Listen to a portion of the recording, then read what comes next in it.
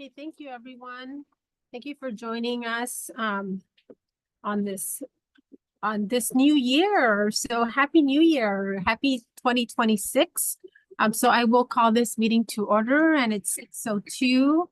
And this is our City of Soledad Joint City Council Successor Agency Housing Authority and Successor Housing Agency regular meeting of January 14th, 2026. So thank you again to those that are joining us here in our dais, and thank you for those that are joining us via Zoom. Again, Happy New Year, Soledad. Happy 2026. We're excited to for you to be able to join us in the first meeting of 2026. And so again, just a couple of reminders. Your participation, as we always say, is really critical to our civic engagement. It's a critical portion of our civic participation process. So again, as we like to just send a couple of reminders for public participation in today's meeting. You can join this meeting either obviously here in our Zoom and are joining us in our dais, but also joining us here in our chambers. Also, you can join us via Zoom. You can connect to the meeting on the meeting ID for today's meeting. It's 885-3753-4439. You can also join us via telephone, and that number never changes. It remains the same. And that number is 1-669-900-6833. And as always, the meeting is also streamed on our YouTube channel. But just as a reminder, any comments that are made there are not part of the public record. So if you do want to make a public comment, you do need to log on either via Zoom, or also you can make the comment via telephone as well. Or as always, you're always welcome to make public comments in advance if you want to write those in as well. And as always, we do have a Spanish translator as well. So with that, if we can get roll call, please.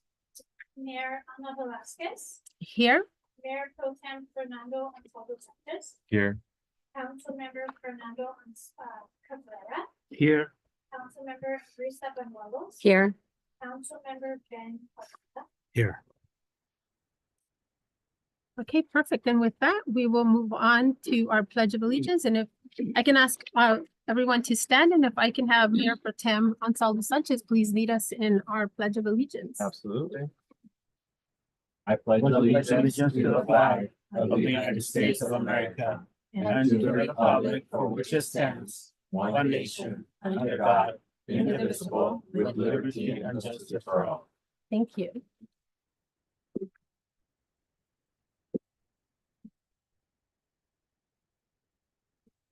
So at this time, do we have any additions or modifications to our agenda? We do have one. I think there's an item in the public hearing that let me find it. That's public hearing number 2. It is waiver of reading, adoption, and read by title only of ordinance number 774. We will need to change that to an introduction. And we will bring the adoption back on February 4th. The reason being is, I think based on council guidance, we did have to change the ordinance to refine the definitions. And so because of that, we need to reintroduce that public hearing. Okay, so for this one, then we will reintroduce it and come back on February 4th. Yes, for the adoption or the second reading. Okay. Thank you. So we'll And- make that change. We'll and- come to that. And when we do, staff will just make a brief presentation about what the refined language is. It will not be as extensive as the last discussion, which outlined the rationale for it. Thank you, Megan, for clarifying that. Okay, any other additions or modifications? No, I just wanted to note on the proclamation that we will just announce it, but it is not going to be presented. Perfect. Thank you for that clarification. And we'll make sure that for moving forward for any of the proclamations that will be announced only, that's clarified on the agenda. So it's clearly articulated for the public. Great. Thank you. Okay, so with that, then we will move on to our next item on the agenda. And at this time, it's public comment. So any member of the public may address the council on items that are not appearing on the agenda, but are of interest and within the jurisdiction of the council.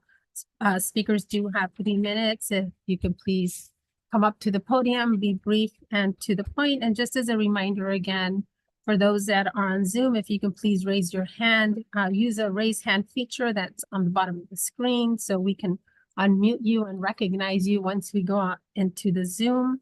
And we ask again, as we always do, both for the public and the council, just to maintain decorum during the public comment portion when making public comments, and please refrain from making any personal attacks or derogatory comments.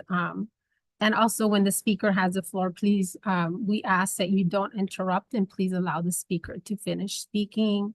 And also as a council, just for our public, that the council doesn't respond to the public comments, but we do, if there's any follow-up, that we do direct our city manager or staff to ensure that there's follow-up for those items or comments or questions that the public may have, just so that way the council knows that it's not that the public knows that it's not that we're not paying attention or we're not following up, but there would be follow-up from, if needed and appropriate, from our team. And again, just as for the council, I just want to make sure that I know we're starting a new year, but as a chair, I just want to remind everybody, just limit the sidebar conversations when we're in the dais, just to everyone, please, so that way we can have efficient meetings. And obviously it's part of our council decorum and our policies also, just so we can keep our meetings on track. And I will, as your chair, try to keep us on topic and keep our meetings running efficiently. So thank you, everyone, and appreciate your participation. So with that, let me go to public, written public comments, any that may have come in. Do we have any written public comments? Okay, so with that, we don't have any. So I will take it out to public comments for those that are here in our chambers. So do we have any public comments? Thank you. Good evening, Mayor and Council. Good evening. Thank you so much for the opportunity to be here. My name is Chad Dietz, and I represent the Coelho Ranch Foundation, which is a newly established 501c3 nonprofit on the beautiful Arroyo Seco. My wife and I moved here from Alaska 18 years ago, and we love Soledad. We know many people here, and we're very appreciative. And it's always been on our hearts, wherever we live, to reach out to hurting and struggling people in our community. My wife and I have 9 children, 7 of them adopted out of the foster care system. And I'm also a pastor in Greenfield at Heritage Church. And what we've done and what other churches have done is we have utilized the Coelho Ranch as a resting place, as a retreat to bring hurting, struggling people in South Monterey County, which I believe is a little neglected in that area. And the owner of that property was inspired to go ahead and donate all the property into a charity. It's worth quite a bit of money. It's the only privately available piece of property on the Arroyo Seco that is a foundation. And what we want to do is we want to open it up for struggling, hurting families.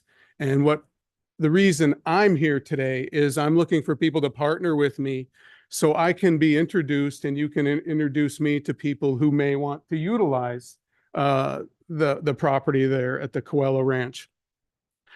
Specifically South County, struggling people in South County, whether that be foster children or children with disabilities or adults. We've had multiple events out there already with the Sun Street organization and CASA and other churches. Like I've said, I'm looking to cross barriers to find things that we all agree on, and that's reaching hurting people.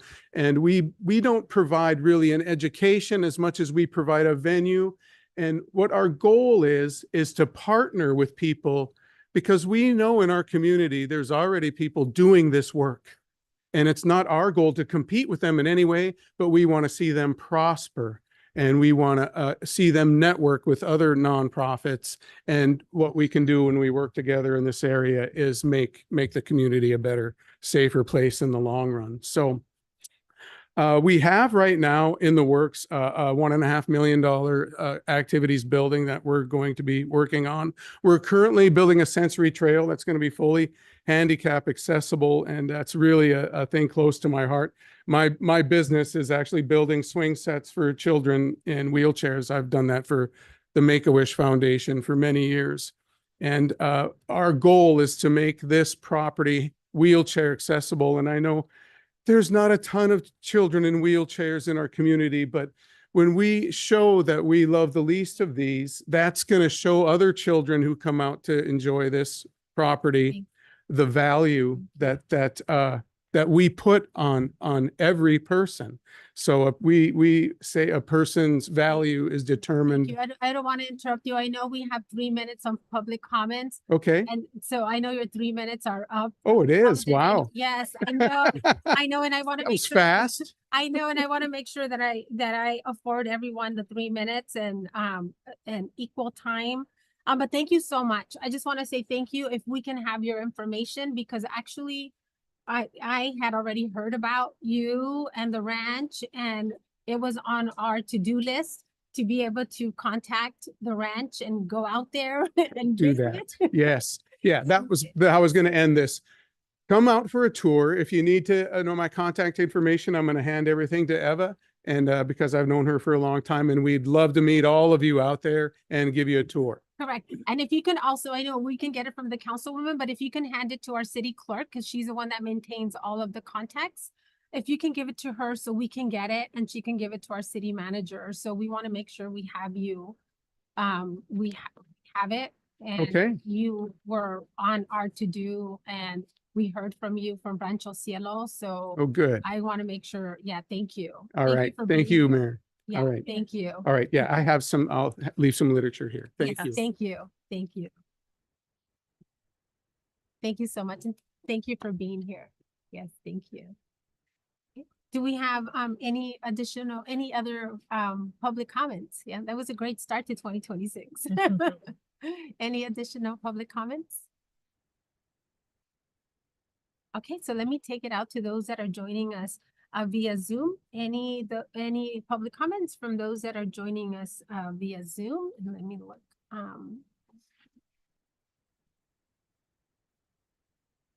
I don't see any raised hands. No? Okay. Okay, so with that, then we will close the public comment section. Portion. Sorry, we'll close the public comment section. So thank you so much. That was a great public comments, great start to 2026. So we'll move on then to our council presentations. And as was said, then we have two presentations. Actually, the first one is just an announcement. The proclamation won't be presented, but just so our public knows, we obviously will be celebrating Martin Luther King Jr. Day, and we encourage all of our residents to be able to celebrate this day, which is next Monday, and to be able to take part in those events that are going to be happen throughout Monterey County, and really take time to pause and remember a lot of the civil rights movement and what Dr. Martin Luther King was able to do then and now, and some of the struggles that our communities still face, and how important it is to still continue that fight for justice. So thank you. And with that, then I will turn it over to our next presentation, which is a certificate of recognition that will be presented to Elizabeth Medina Mora and Sergio Mora in celebration of the birth of their child, Noe Mora Medina, the first baby born in 2026 in Monterey County. And I will turn this over to Mayor Pro Tem Ansaldo Sanchez. Thank you. I just want to make sure that the family's on Zoom. I do see Elizabeth Medina on, yes, they're on. Perfect. So as many folks may have heard, 9 seconds after the new year, a baby was born here in Monterey County.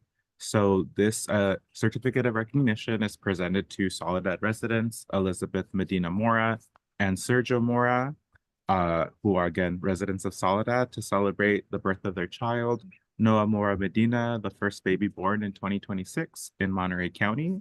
This moment marks a joyful beginning to the new year and is recognized as a meaningful milestone for their family and for the community of Soledad. Okay, and thank you so much. And this is such a, again, you know, so amazing to be able to start. What a blessing in 2026. And we do have Elizabeth Medina. Elizabeth, can you unmute yourself? I know you had your hand raised.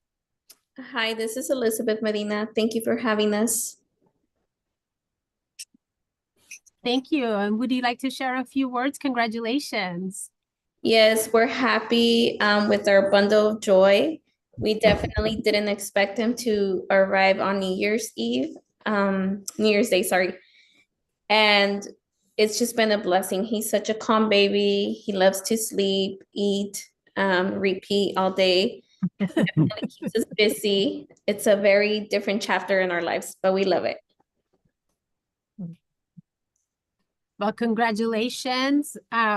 We know that you are, obviously you guys have been superstars, especially for entering our 2026. And I'm so excited to hear that, you know, it was the first baby and it was a family from Soledad. So we're happy that Mayor Pro Tem was able to bring this resolution forth and being able to congratulate you and the baby. And what a blessing to be able to bring the new year with such a blessing. So congratulations. So Thank you so much. We appreciate all of you. And then we do have a certificate here that will be sent to the family, Yes. correct? Yeah, so we will be reaching out to make sure that this is received. Thank you.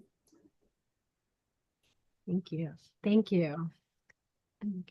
To the chair, if I may ask, Mayor Anna, I thought we were gonna read the proclamation in. No, Martin we're just Luther? introducing it. Okay. Okay. Okay, thank you. So we will now then move on to our next item of business for today, which is our presentation. So we have a presentation by Flock Safety Camera External Affairs Director Trevor Chandler and Local Account Executive Lupe Wood.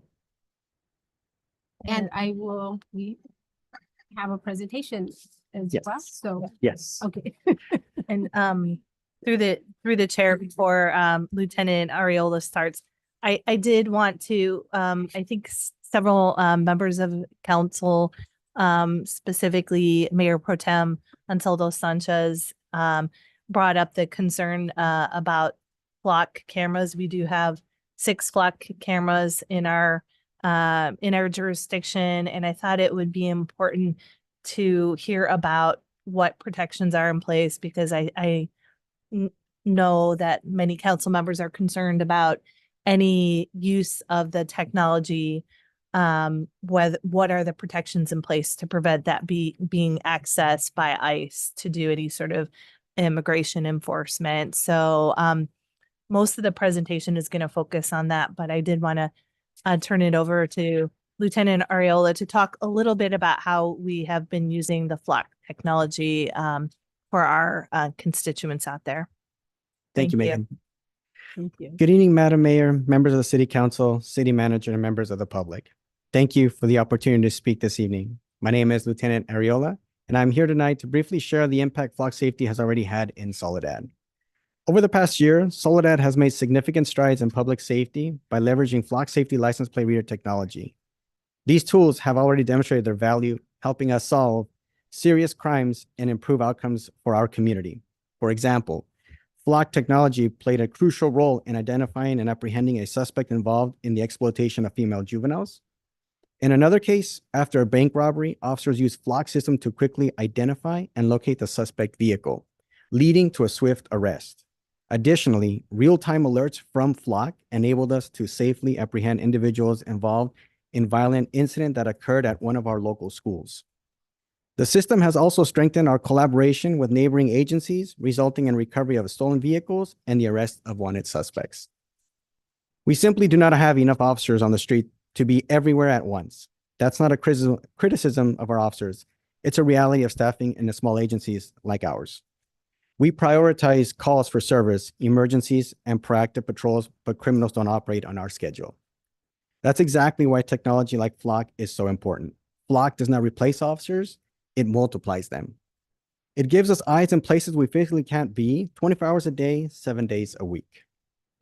As public safety needs and crimes trends continue to evolve, expanding our use of Flock Safety while continuing to leverage our existing cameras purchased through surveillance grid is a logical next step. This expansion would allow us to add cameras and extend coverage into vulnerable and high traffic areas, such as Palm and 3rd Street, Orchard Lane and Metz Road, and Monterey and 3rd Street.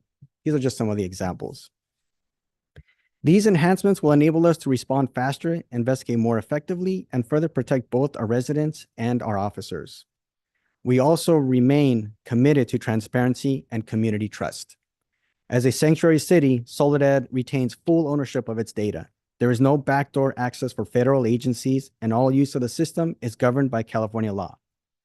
Every search is audited, access is restricted to authorized personnel, and the city maintains the ability to provide transparency, accountability to the public at any time. Since the initial deployment of 6 cameras in 2024, the Flock system has proven to be reliable, efficient, and low maintenance.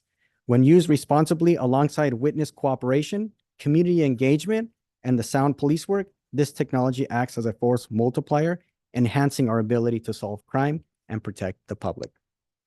In closing, expanding our partnership with Flock Safety will allow us to continue building on success, supporting proactive, data-driven policing, and keeping our community safe in a way that is efficient, transparent, fiscally responsible, and aligned with our community's values. Thank you for your time this evening. At this point, I'd like to turn this over to our Flock Safety Director of Public Affairs, Trevor Chandler. Thank you, sir. And thank you, Mayor and Council, for allowing me the time to speak. And can I just echo you, Mayor, and what a delightful start to the year this meeting has been. It's just very positive to see. So happy to be here. So I'm going to share my screen. My goal is to comprehensively answer all of your questions. I really appreciate the seriousness with which you all treat this conversation. We know the balance between public safety and privacy is an important one, and we want to make sure that we address every question that you might have as we discuss this very important topic. So I'm going to share my screen. All right. And so a little bit about Flock. We're an American company, and we're in over 6,000 communities across the country. Based on just general statistics, we estimate that about 15%, if not more, of reported crime is solved using Flock, and that equals about 2,800 crimes a day. So we're all across the country, all across California. We serve a diverse array of communities that are able to customize the Flock system and the Flock tools to the community values that they have. So right now, as you heard your chief saying, there's persistent staffing shortages across the country. This isn't unique just to Soledad. It's all across California, and it's all across the country. And so what Flock does, as was stated, is we do not, the Flock system and the Flock technology does not replace officers. Nothing can replace a fully staffed police department. What Flock does do is make sure that the officers you do have can do more with less. And so that's a very important aspect of how we view our role in assisting your law enforcement agency to do their jobs. So again, this is a force multiplier. We have had many people say that the Flock system is one of the most important advances in law enforcement in decades, going back to DNA and fingerprints. And so we're very proud of the impact we've had in a very short period of time. It's very important to note that there's a misconception that license plate readers and this technology is mass surveillance, when in reality it's just the opposite. This is about precision policing, so that when you have a hit and run, and the only description you have is a red Ford pickup, in another situation, every single red Ford pickup that your officers look at, they're looking at every single red Ford pickup as a potential suspect. Utilizing Flock in the hot lists, in the custom hot list, and from the NCIC and from the National Center for Missing and Exploited Children, you can go from looking at everyone as a suspect to the specific cars that you're looking for and the specific vehicles potentially that were involved in a crime. And that goes to show about, a lot of people look at license plate readers as just a license plate technology. So you say, oh, well, if they switch out their license plate, or if they don't have a license plate, or if if a victim doesn't have the full license plate, then this is pointless. Well, one thing that differentiates Flock is that we have a vehicle fingerprint technology. And so if you have someone who is, again, in a hit and run, and when you get hit by a car, chances are you're not looking at the license plate and trying to memorize that, but they do know they were hit by a red Ford pickup truck with a stripe down the side. What Flock allows your law enforcement to do is to look for that specific type of vehicle in that specific area at that specific time, so then you can potentially find the license plate and identify that vehicle and potentially the person who is driving it. And so this is very important. It's one of the reasons that, as I'll discuss in a little bit, Mothers Against Drunk Driving has endorsed Flock's license plate readers because of the epidemic of hit and runs and drunk driving. It's another reason why the National Center for Missing and Exploited Children, that runs the Amber Alert program across the country, supports Flock, is because of the impact of this technology in solving those crimes. So I know a lot of questions are around privacy and around access, and so I want to make a lot of these very clear. So there's a lot of misconceptions out there. We know there's a lot of things on TikTok and a lot of things on YouTube that kind of bubble up, and they move a lot of misinformation moves very fast. And so we want to address this head on. First and foremost, Soledad owns 100% of its data, and Flock will never sell it. Period. Flock does not share your data without your permission. Flock will never make a decision to share your data.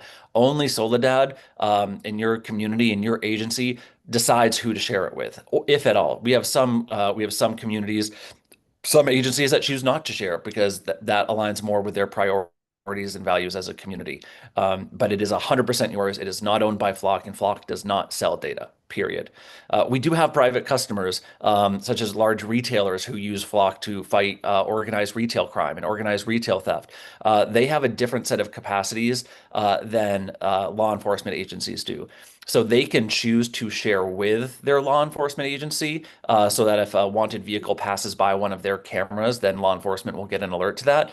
But private companies will never have access to government data or hot lists. It's also important to note, by default, Flock automatically deletes data after 30 days. Again, there's this misconception that we're some sort of data aggregation company, that we just pile and pile on data so we can sell it and do other things with it. Again, this is your data, and when it is deleted, it is hardly that it cannot be accessed by anyone again. So that default deletion is 30 days. And it's also important to note, because again, we'll specifically address the conversation around immigration and concerns around federal agencies. It's also important to note, Flock has no access to personally identifiable information. So when your agencies get a license plate reader hit, all they're seeing is that image of that vehicle. Our system is not connected in the LPR system to the DMV records or anything else. So there's no social security numbers in here. There's no DMV records in the Flock LPR system. This is solely images of vehicles and their license plates. So that's a very important note as you're discussing the sensitivity of this data. Only your agency decides who to share with, not Flock.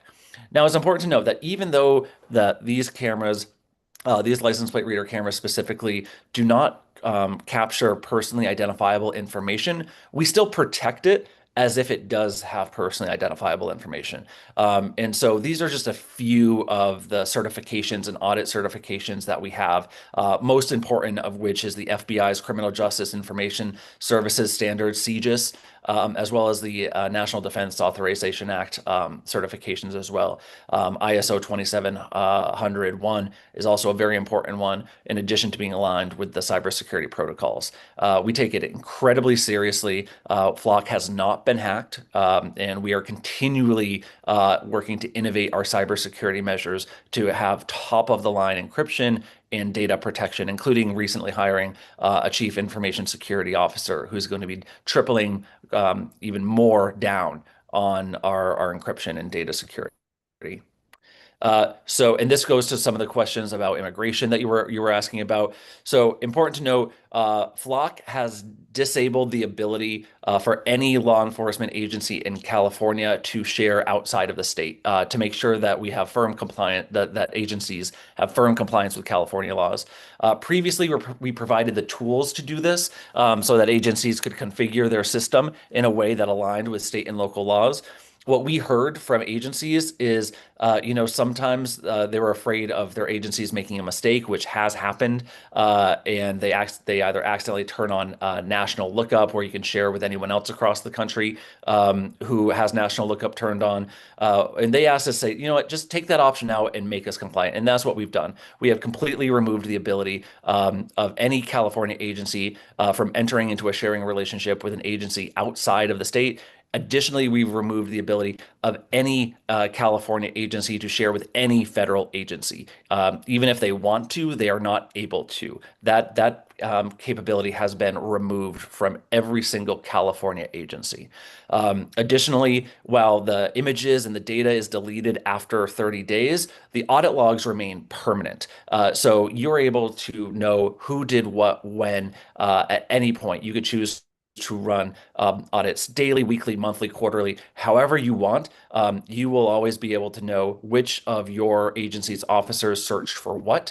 And we're also going to be debuting a proactive auditing measure that will automatically flag potentially suspicious searches or behavior for your agency administrator, so you don't have to wait until an audit to potentially identify misuse. Again, this a flag or an alert doesn't automatically mean it's misuse, but it provides your agency another tool to be proactive rather than having to potentially wait for an audit.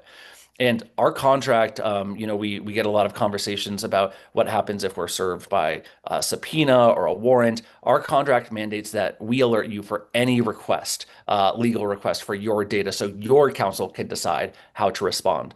Again, when we receive any of these requests, we make clear that this is not our data. It is owned by Soledad or by any agency, and we are not empowered to provide that. And so we direct them to your community so that you can respond to it in alignment with your laws and values.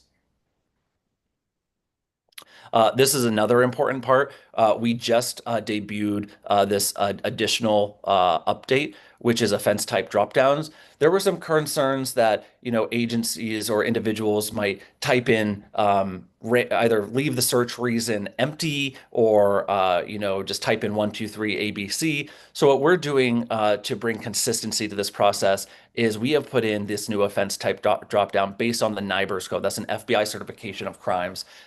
The most common crimes across the country.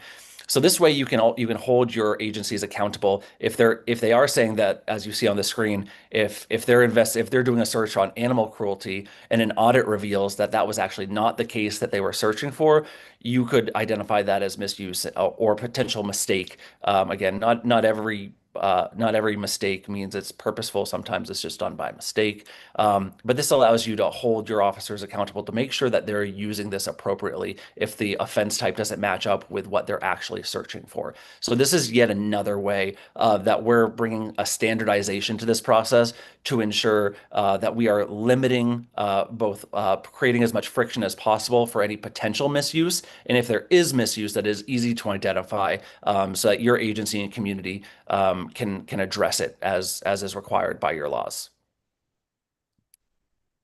And again, We have accountability. Flock is, I say this often and no one has corrected me or challenged me on this. Flock is the most transparent police law enforcement tool in the country.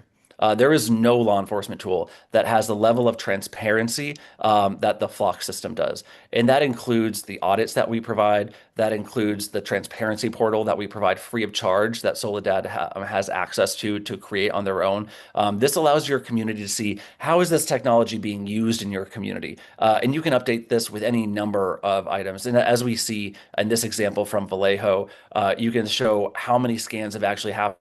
What hot list does your community use? What are the prohibited uses? As you can see here in Vallejo, this is prohibited for immigration enforcement by law, is prohibited for traffic enforcement. And you can provide all of this access and even more if your community wants to, including some people decide to publish their audits on their transparency page. Transparency is a feature of the Flock system, not a bug. It's been there from the very beginning. And we're actually going to be rolling out some very exciting updates to make these transparency portals even more accessible to the public.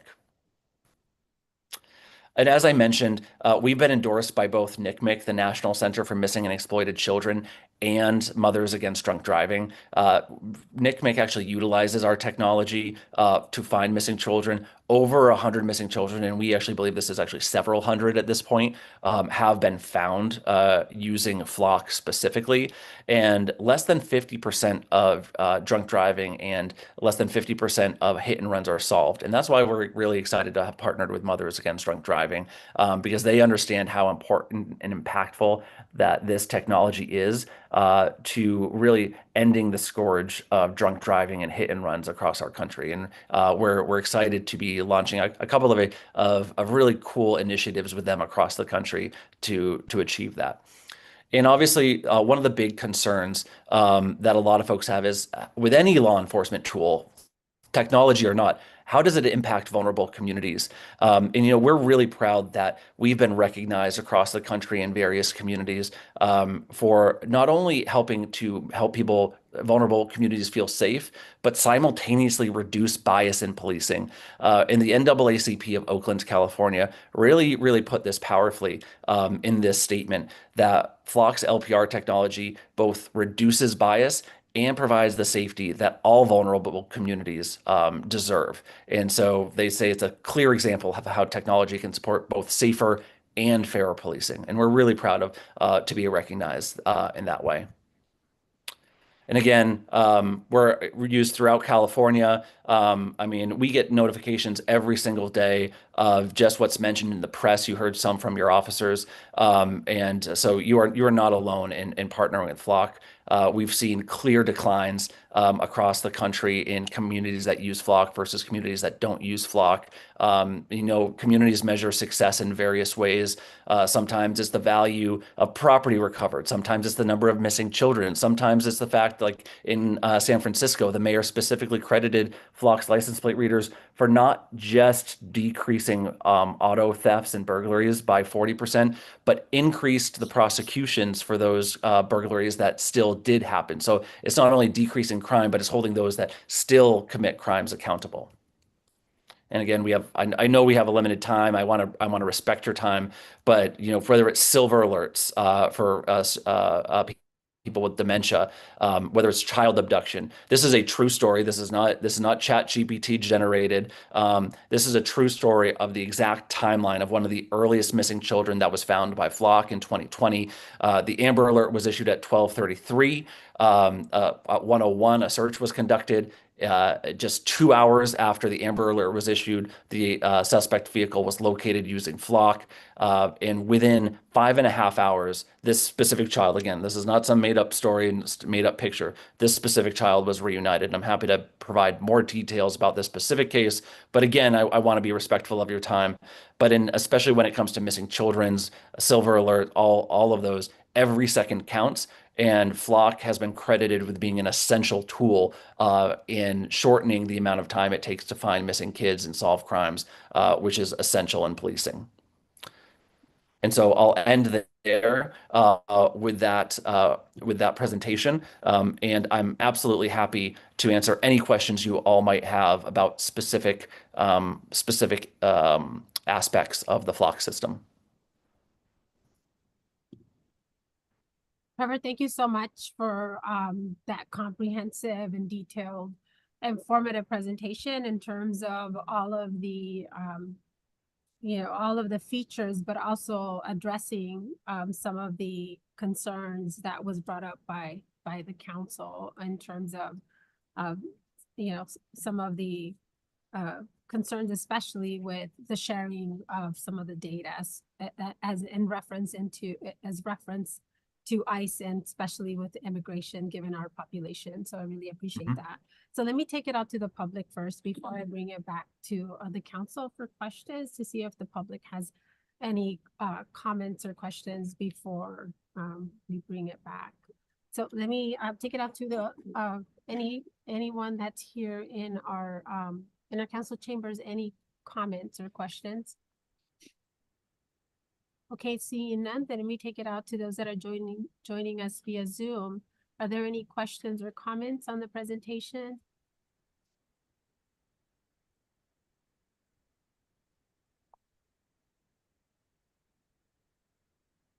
Okay, so I see no hands raised. So let me bring it back then. Let me close the public portion of it. And then let me bring it back then to the council. Let me start with Councilmember Caldera. Trevor, thank you so much for the presentation. It was actually a great presentation there. You kind of covered the questions that I had, the security, the privacy, accessibility, and the fear of it getting in the wrong hands. I have a couple questions. One question is is there a possibility of a hack or something like that that may infiltrate into our system, or an unforeseen chance? Thank you for that question. Yeah, thank you for that question. And first and foremost, Flock has not been hacked, has never been hacked. The nature of anything online is there always a possibility? Yes, that's the same with all of your systems at City Hall as it is with anything online. What I can say is we take that with the utmost seriousness. We don't just get certified and all those things I showed you and get lazy about it. We have, like I said, we've just hired our new Chief Information Security Officer, who's continually getting ahead, because just like your officers are continually dealing with criminals who are continually trying to get ahead of their work, we know there's always hackers that are trying to get ahead of our systems. And so we don't take our responsibility as a CJIS certified vendor lightly. We're continually innovating, searching even in the dark corners of the web, people that might be looking to find deficiencies or ways to access. We're continually working to maintain the upper edge on all of these things, and we have a significant amount of resources as a company invested in that to continually be innovating to maintain our record of having not been hacked. Perfect. That's great comfort to hear that, that zero hacks. Now, my other question, I think this question is for Lieutenant. Is there a policy in place for the officers to have access to the system and the reports and what they can request? Correct. We do have policy in place. There are, the officers, they have to be trained on Flock system prior to the usage. And like Trevor had mentioned, there's reasons as to, if you're searching for a vehicle, there's reasons you have to explain why and provide case numbers in that nature. So it's not just anyone that can just jump in for whatever reason and misuse this technology. And one thing I'll add on that is one of our additional innovative, again, we're continually looking how we can be better partners with our law enforcement agencies. And we're actually going to be debuting a learning management system where your officers can actually get certified on using Flock through in addition to the training you all give them. We'll have a full training process that your officers will be able to use to become even greater experts in utilizing the tool to reduce any potential errors. Perfect. Thank you so much. That's all I have. Thank you. assuming I'm Thank you. next. Yes. All right. Thank you, Tim. So I know that we have 6 existing already. Can you remind me where they're located? Yes, they are currently located at the exits and entrances to the city of Soledad. Our primary focus is that. And then we have one down by Arroyo Seco and 101 by the Adobe House. So there's like 5 at the exits and entrance and then 1. Yes, and then we also have one at San Vicente and Gavilan. San Vicente. Yeah. Correct.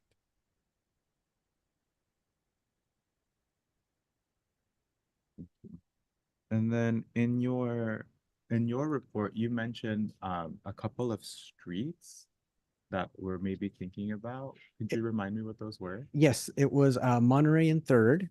It was Palm and Third and Metz and Orchard. Okay. I want to point out that I appreciate from the presentation the quote from the NAACP. I do want to say that adding to those specific locations, that is an area of town that has lower socioeconomic status.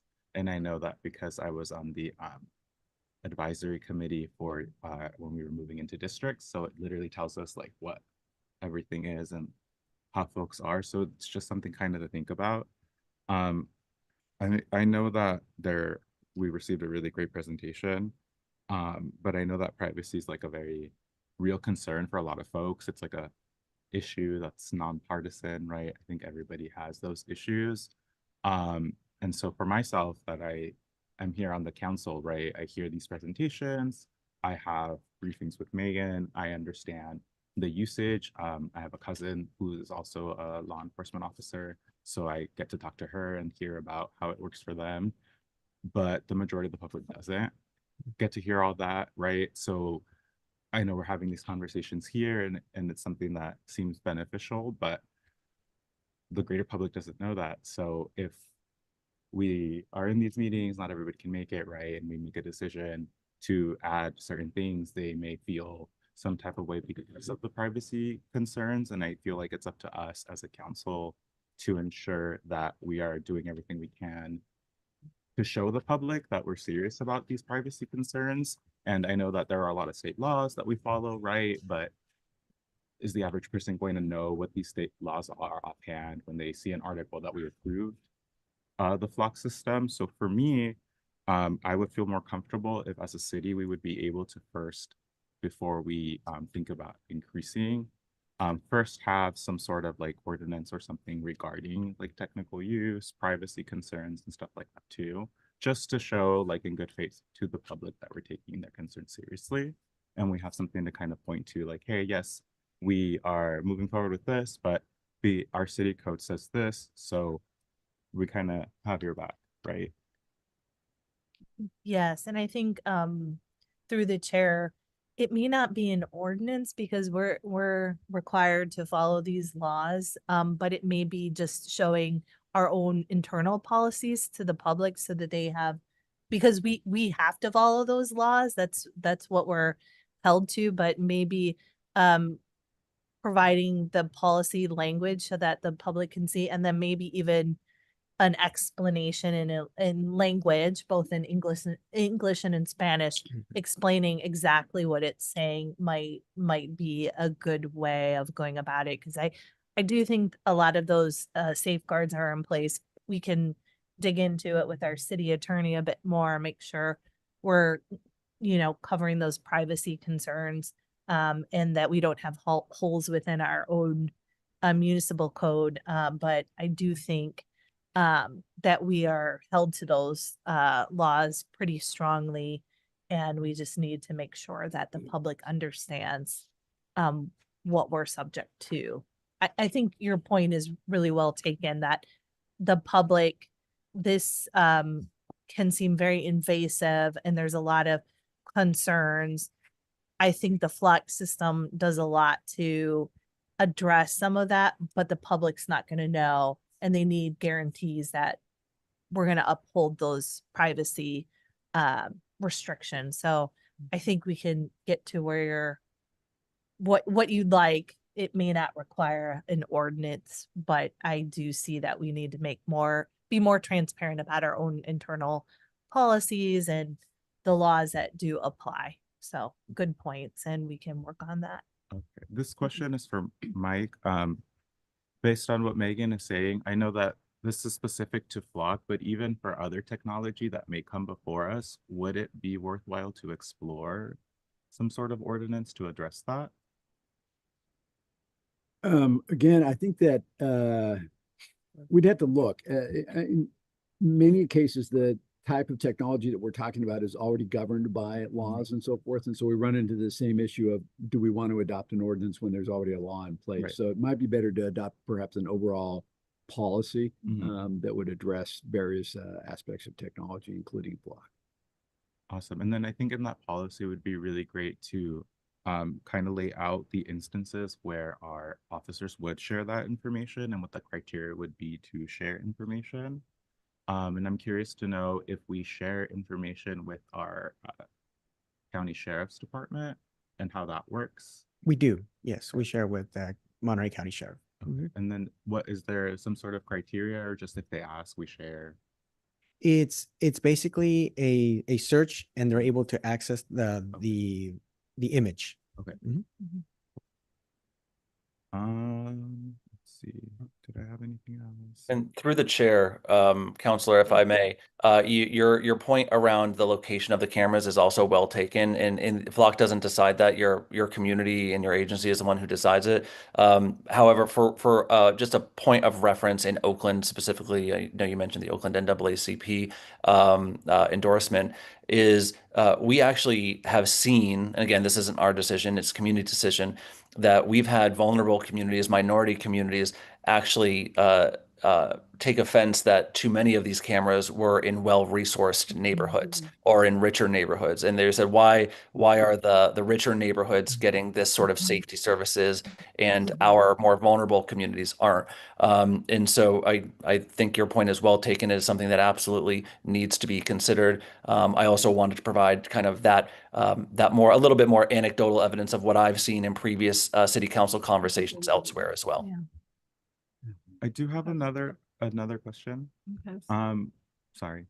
I am, because it's a city that's about an hour and 15 minutes away, I know that there was an issue in Santa Cruz. Would you be able to speak to that? Yes, I mean, a lot of the concerns that you're talking about are concerns that are being brought up in communities across the country and across California. Every community makes a decision of what they want in their as far as law enforcement tools in their toolkit. The city of Santa Cruz made a decision that they no longer wanted to utilize Flock as a safety tool. It wasn't necessarily based on the tool not working or of any specific instances of it not working, but it was more of a political statement as was kind of shown in the meeting itself about the administration. And so that was the overall kind of discussion that happened at the Santa Cruz meeting. So it wasn't because of any unauthorized data sharing or? So one of the issues that happened in Santa Cruz was their department did have national lookup turned on. And again, this is one of the situations where we provided the tools for compliance. And in some cases, agencies either didn't fully understand those tools or there was a mistake was made. And that did allow certain searches related to immigration to touch their system. And that was definitely a heightening factor for the conversation that happened there. That's not something that's happened in Soledad.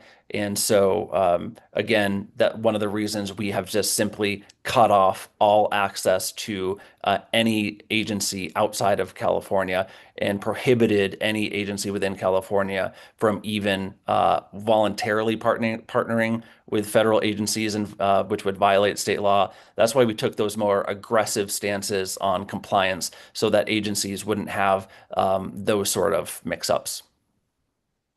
Thank you. Okay. Thank you, Councilmember Ansaldos, Mayor Pro Tem. So let me move on to Councilmember.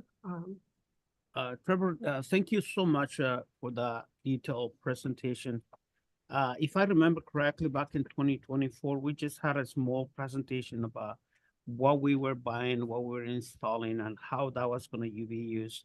And we had a lot of, we have information about how it was going to function, but with the detail that you provided is literally just erased all my questions.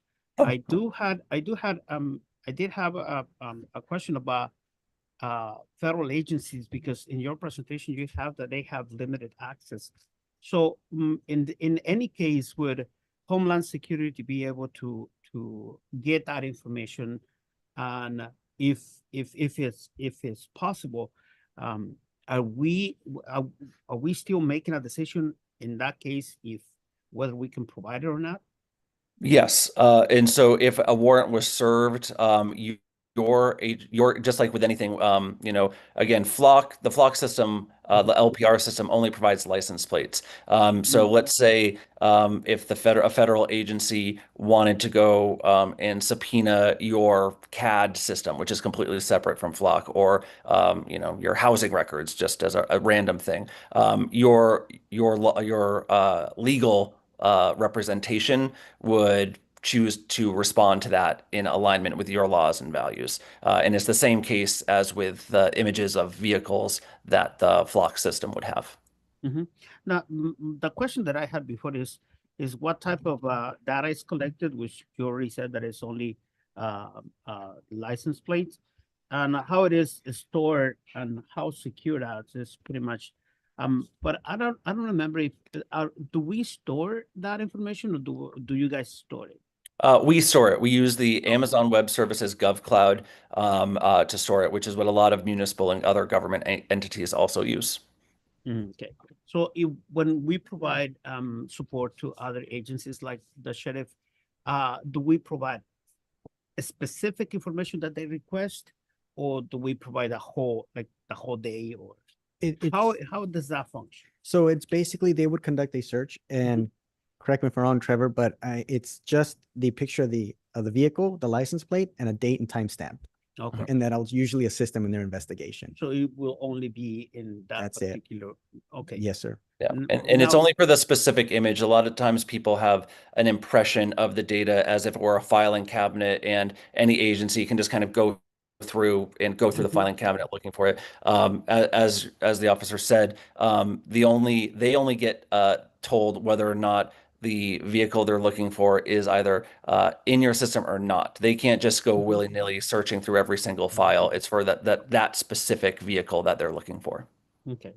And lastly, going back to the points that you were talking about before, Monterey, Palma, and Gavilan and West, right? Orchard and Metz. Orchard and Metz, yes. Yes, sir.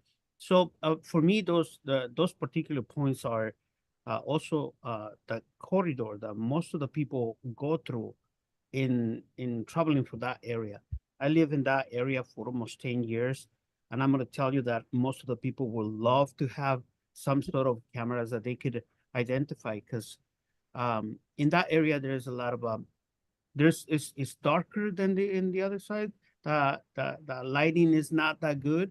And there are, especially in the time of October, November, which light is off at 4:30, there are still people walking around with family members or with children. So from my perspective, it's an excellent idea to locate some of those cameras over there, so that our people in that area can feel better and protected, at least, so that they can find. I think that we had in the past, I don't want to say 5 or some number of years, we had a crime that happened actually like around on 2nd or around that area, a couple of crimes. And I think that even one shooting, a couple of shootings and one murder in that area. So we do need some protection, or at least so that we can investigate where and locate those. That's exactly right. Yeah, that's exactly why I pointed out these critical intersections, is because they are highly trafficked areas, either foot, bicyclists, vehicles. Now with the city growing, into Orchard, Santa Barbara, that area, Mhm. everybody takes Monterey to Third, up Orchard. So I think it would be very beneficial. Even between that and in Boston, Boston is dark Right. completely at that. Yes, sir. Sometimes, so we do need that protection there. I agree. And through the chair, the one thing I will let council know, we wanted to kind of address these questions because we're using the technology now. We are looking at maybe some potential funding opportunities with the other South County cities to expand. But any sort of contract or any expansion would come back Mhm. to council for approval so that you can help us, if you decide you do want to expand, you can help us refine locations. So Okay, just want to let you know that. excellent. And that'll be a different conversation, not Yes. part of this Yeah, topic. not So, today. Yep. Yeah. Yeah, thank you so much for it. And thank you Yes, sir. for what you do, guys. Councilwoman Newman. Okay, hi. Trevor, thank you so much, Lieutenant Ariola. I just wanted to one quick question. You had mentioned about training. Are all the officers are going to be doing this training? That's correct. Okay, Yes, ma'am. and then training is what, like 3 days, 5 days, 6 weeks Typically, we can do it within a day. in a day? It's not, the system is actually very friendly user, so we can pretty knock it down within a day. Okay. And then the flux ones that we have now, and I know that we'll probably discuss it with the investments in the future. Do they get maintenance? And that's exactly why I pointed this out in my speech, Yeah. is because I've been here a long time. I've gone through different systems. I've Mhm. seen how some of these operate, and I have yet to have to call Flock to maintenance one of their cameras. Oh, Since 2024, we've had zero maintenance, any issues related to maintenance to these 6 cameras. And in regards to the inside of the system is more the lens area, because and weather terror, with that. Believe it or not, they've been operating phenomenal. We haven't had any issues with having to clean them or maintenance the lenses or fading or anything along those lines. Okay, perfect. And again, I just want to say thank you. I mean, this is a great avenue and approach. So thank you so much. Thank you. Yeah, thank you. Thank you, Lieutenant Ariola, for all the work that you guys do. And Trevor, thank you for the presentation. I think moving forward, whenever we have these kind of surveillance presentations in the future, because I agree with Council Member Cabrera, that when we had the presentation initially, all of this detail wasn't provided. So I think in the future, when these kind of, especially when it's surveillance equipment that is going to have any concerns in terms of privacy, at the end of the day, people are still concerned with privacy issues, right? Whether we agree with it or not, whether we use it for public safety or not. I mean, it's still privacy, and it's still something that we need to take, that we need to really be thoughtful about it and not take lightly. And so I think having full presentations in terms of how the equipment works, what it does, what it doesn't do, how the data is going to be shared, the locations, who makes the determinations, all of that is really critical. So I think for me, it's an eye opener again, that anytime we move forward with any of this discussions on these kind of privacy, that we need to make sure that we are, we have a robust discussions and presentations to make sure that the council and the public has an opportunity to really understand all of the features that come before us.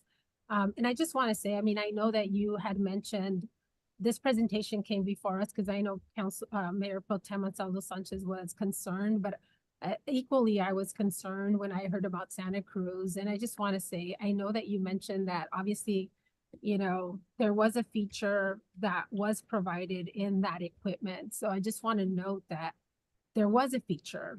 And, our equipment potentially could have had the same feature, right? So, they had a feature that was, turned on. Unfortunately, it was activated and the data was shared. And so we're using the same system. So I think that's one of the things that was really alerting to me when I heard that was, we have a population of mixed status families and, you know, the fear that already exists in our community is real. And any of that could potentially create that fear is really concerning because our law enforcement has done a great job of creating and fostering trust with our community. So the last thing we want is to have mechanisms that we approve that are going to break that trust unintentionally. And so I think that was really concerning to us and to me when I heard about that. So I just want to make sure and clear that your system did have that mechanism.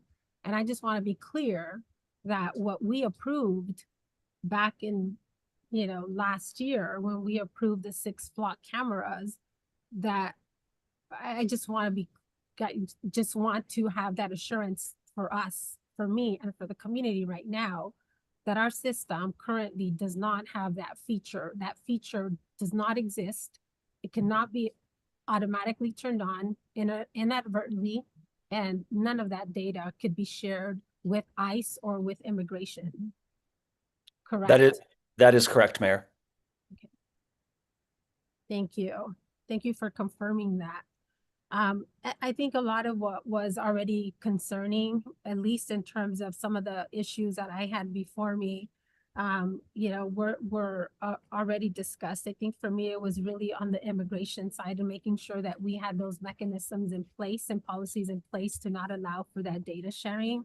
And I think for me, what's really important too, I think that there was a couple of things that were brought up. The data storage, you say it's 30 days and the data is automatically deleted. But for us in the city, we have record retention policies. So 30 days after that data is gone, then we don't retain it. Is it's gone and It's gone. Okay, so Correct. it's not accessible by Correct. anyone. We don't store anything in-house. Okay. The only thing that would be stored in-house is if your officers did a search and it got a hit, and that was downloaded from our system for your evidence, it then leaves the Flock system and goes into your typical law enforcement record evidence keeping. Okay, but that would only be utilized with law enforcement only for that specific purpose. So Like it any wouldn't be utilized for any other purpose. Exactly. Yep. Okay, so, okay. Perfect, thank you for that. And then just in terms, because I know you had mentioned that the locations of those other, and we're not, I mean, that's not even determined yet, but the locations of the flock cameras, I don't remember that our community determined where those locations of those flock cameras were gonna be. I mean, I think for us, I know you had mentioned, Trevor, and I just want to correct that because in our community, maybe it's different in other communities, but I don't think we engage the community in those conversations about where those flock cameras were going to be located.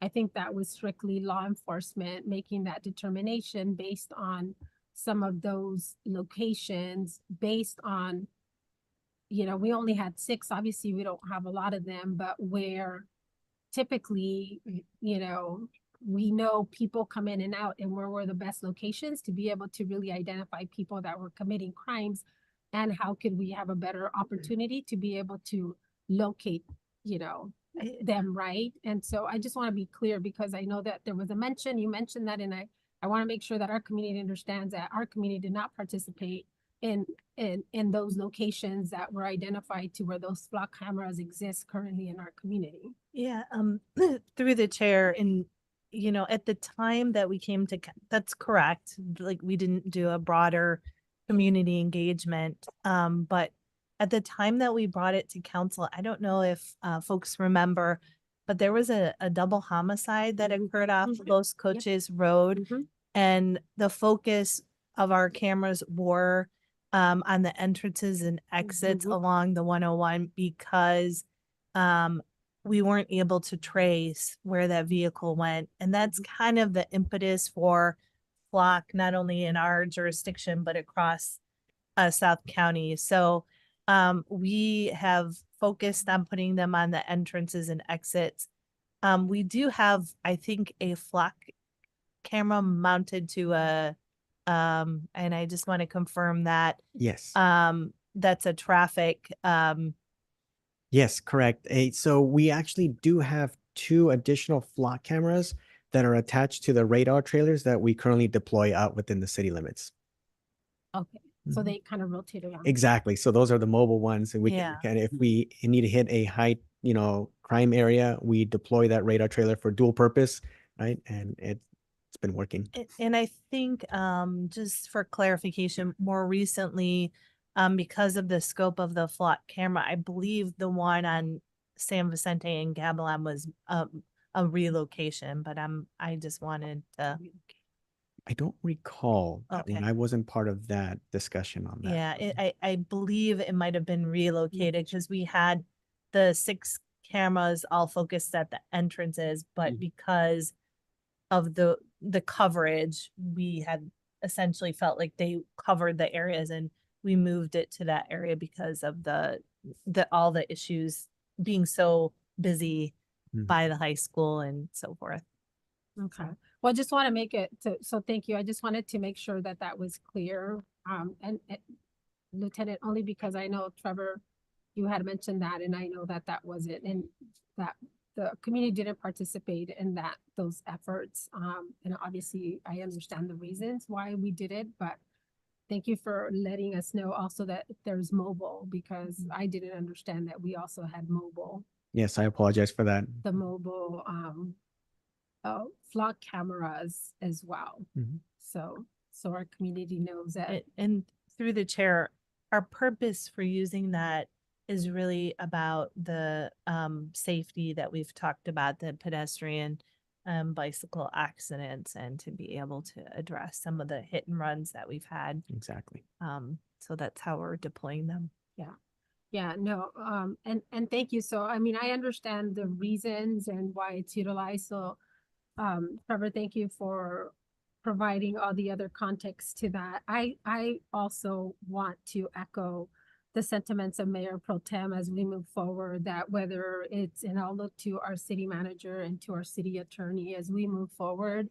I still think, I know we obviously have the Values Act within the, within the jurisdiction of California. Obviously, we're, state of California is a sanctuary city, and I'll speak on behalf of our immigrant population.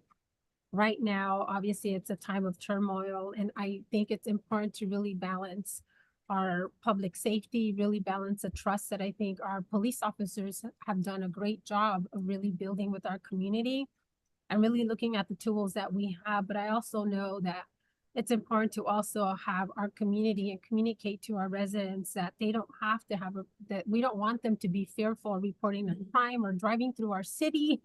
And that, that they can feel like they're at risk, because especially for our immigrant or our status, mixed status families, that, that they're at risk.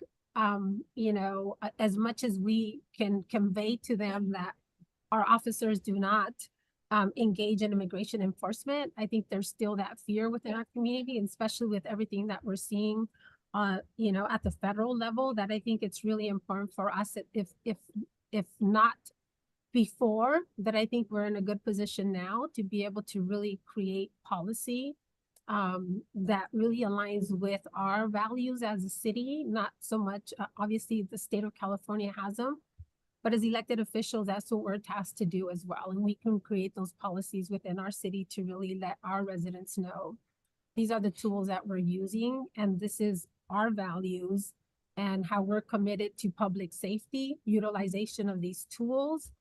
And here's how we're using that, but public safety depends on trust. And trust also requires, firm enforceable limits. And, our policies are going to ensure that this technology that is going to protect safety, but it's not going to compromise people's dignity, nor it's going to compromise people's civil rights. And I think that's really important for us to convey that message to our community in regards to policies. And that it's a clear understanding, not only to our residents, but also to our, to all of our employees, right? That this is the way we conduct business here in the city of Soledad. And to our contractors, anyone that comes, Trevor, with any of these different tools, that these are the values in the city, and that we can do it through a policy. Absolutely.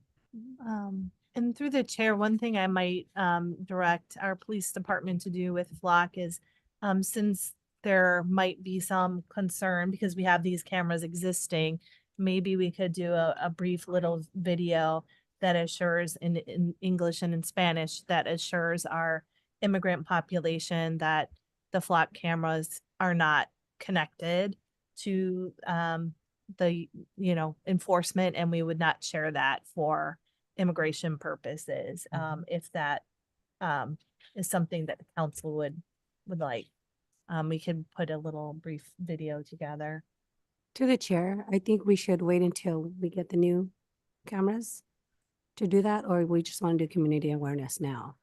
Yeah, I would say, and No. I'll speak on behalf because we have the flock cameras already. We're having this Mhm. presentation. What happened already in Santa Cruz is already out in the public.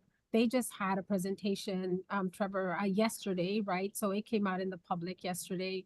Greenfield had a discussion and their expansion of those cameras yesterday as well. We're having that discussion today. It was out in KSBW yesterday. So I mean, it's it's a discussion that's out in the open. So I mean, it's out in the public eye already. So I would not want to wait to be able to put something out to our community because it's already out in the community. So, I mean, we're having this discussion today. I think our cameras are out there already. It's not like we don't have cameras. We do have cameras. So I think it's important for us to do. And I would say to our city attorney and to our city manager that I would like to pursue looking at what is the best, whether it's a city policy. I know, Mike, I had sent you some potential language of what we can do. I want to be able to protect our police department as well and exclude our police department. Obviously, we don't want to protect criminals. So we want to make sure that our policy clearly excludes, our police officers and any criminal we don't want to protect the criminals, and making sure that any criminal activity and how this surveillance equipment is utilized for criminal activity, that our police department is excluded from some of that, right? So how we craft language for that, so that way you're not, obviously we don't want to harm our police department in any way, shape or form, but that we do craft some policy that we can, as a council, put our values in terms of the protection of our residents, especially our mixed status families in our community, to continue to build that trust that you guys have, done so well in building. Thank you. So just for clarification, through the chair, what I'm hearing is Mike and I with the police department will kind of look at the existing policies / ordinance and bring back something, whether it be a policy or a change to our code if that's necessary, to be approved at the council level. And Through the chair, what is this policy about? So I'm sorry, I'm completely lost, because we started mixing our immigration community with policy, with protecting our police officer, and I got lost in that So conversation. let me be clear then. What I'm asking, and I said I'm concurring with Mayor Pro Tem, is we don't have currently, the city doesn't have a policy prohibiting the use or disclosure of surveillance data on federal immigration or even on privacy, on the use of privacy, right, for the surveillance data. So we don't have a policy.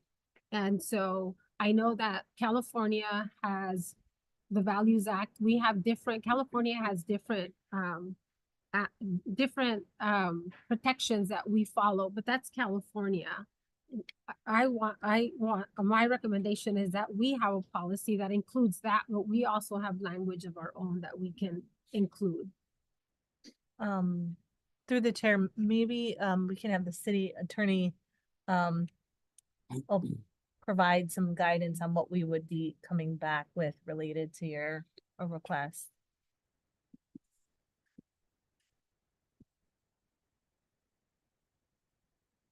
I think you're on. All that for, I'm not sure. Okay. I mean, I think that I have enough of an idea of what the mayor and Mayor Pro Tem would like to see. And I think though, part of it's going to be sort of an exploration of what already exists, other policies and so forth that other folks are using, gathering some information and then bringing it back so that we can get further direction and clarification as to what we want to prepare. To the chair, Trevor, can you go to the slide where it said something, or you made that comment, Lieutenant Ariella, stating basing about you guys are not allowed to release anything to, or was it you, Trevor? California. compliance. Complies to Pacific. Yeah, I think that's it. That's it. Yeah. So maybe if we're looking into the policy, we can actually implement what's that and then put that on the policy because it's already there, the compliance features. You know, we can implement for the city of Soledad or So, here.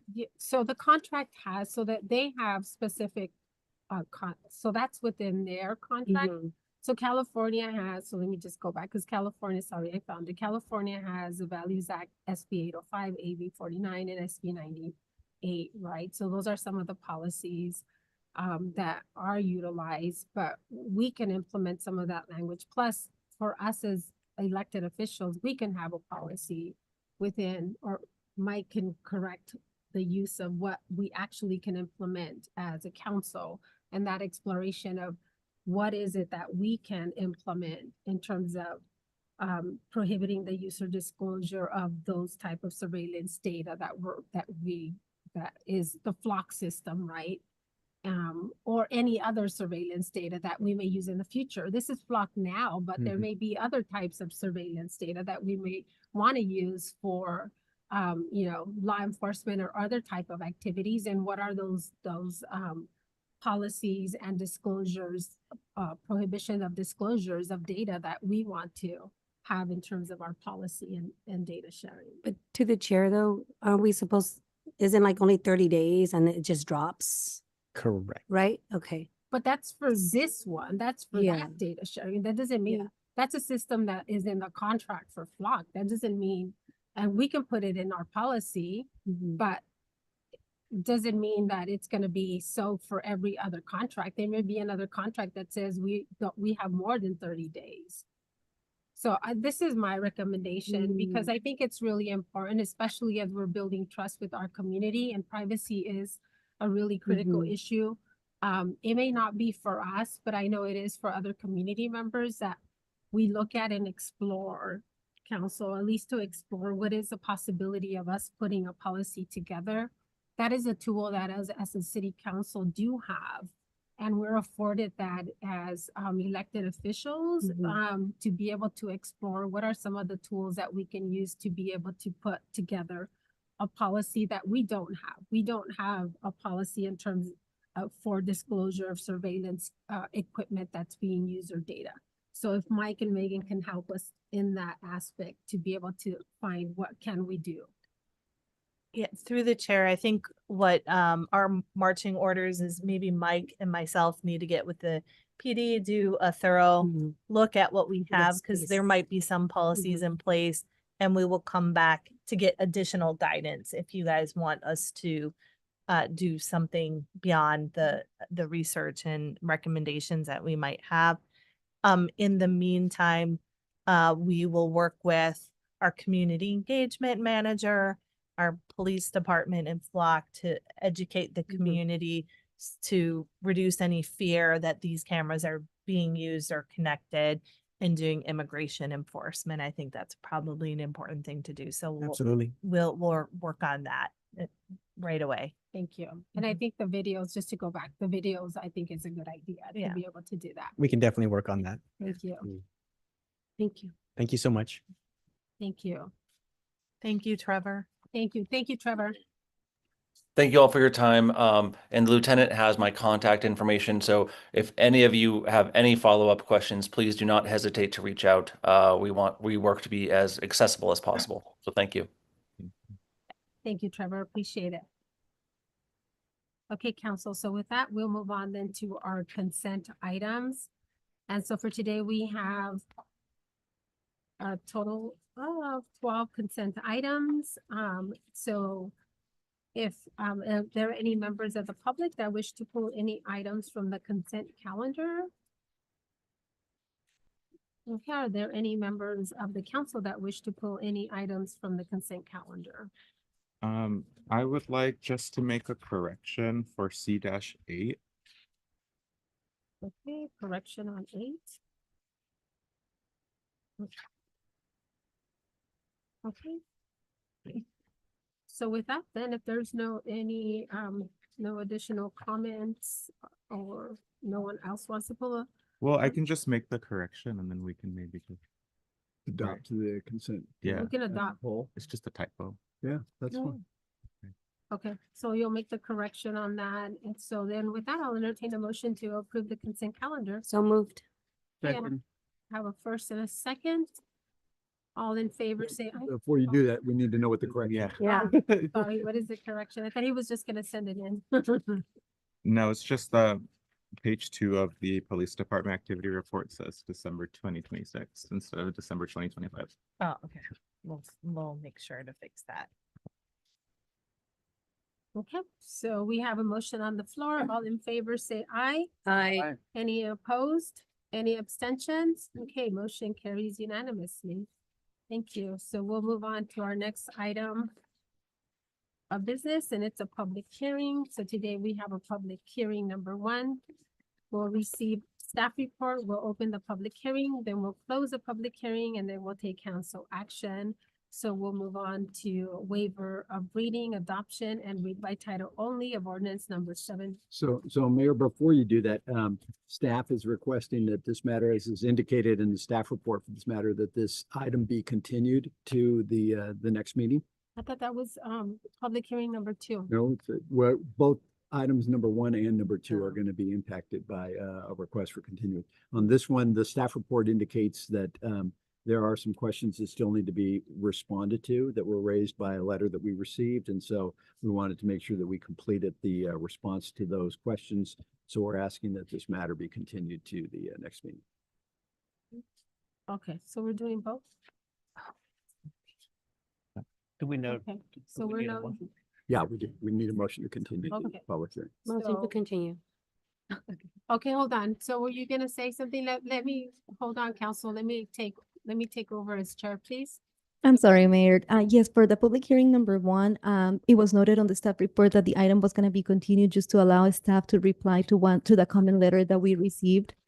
The second public hearing, we have to, after we posted the agenda, staff continued to have further discussion along with the city attorney.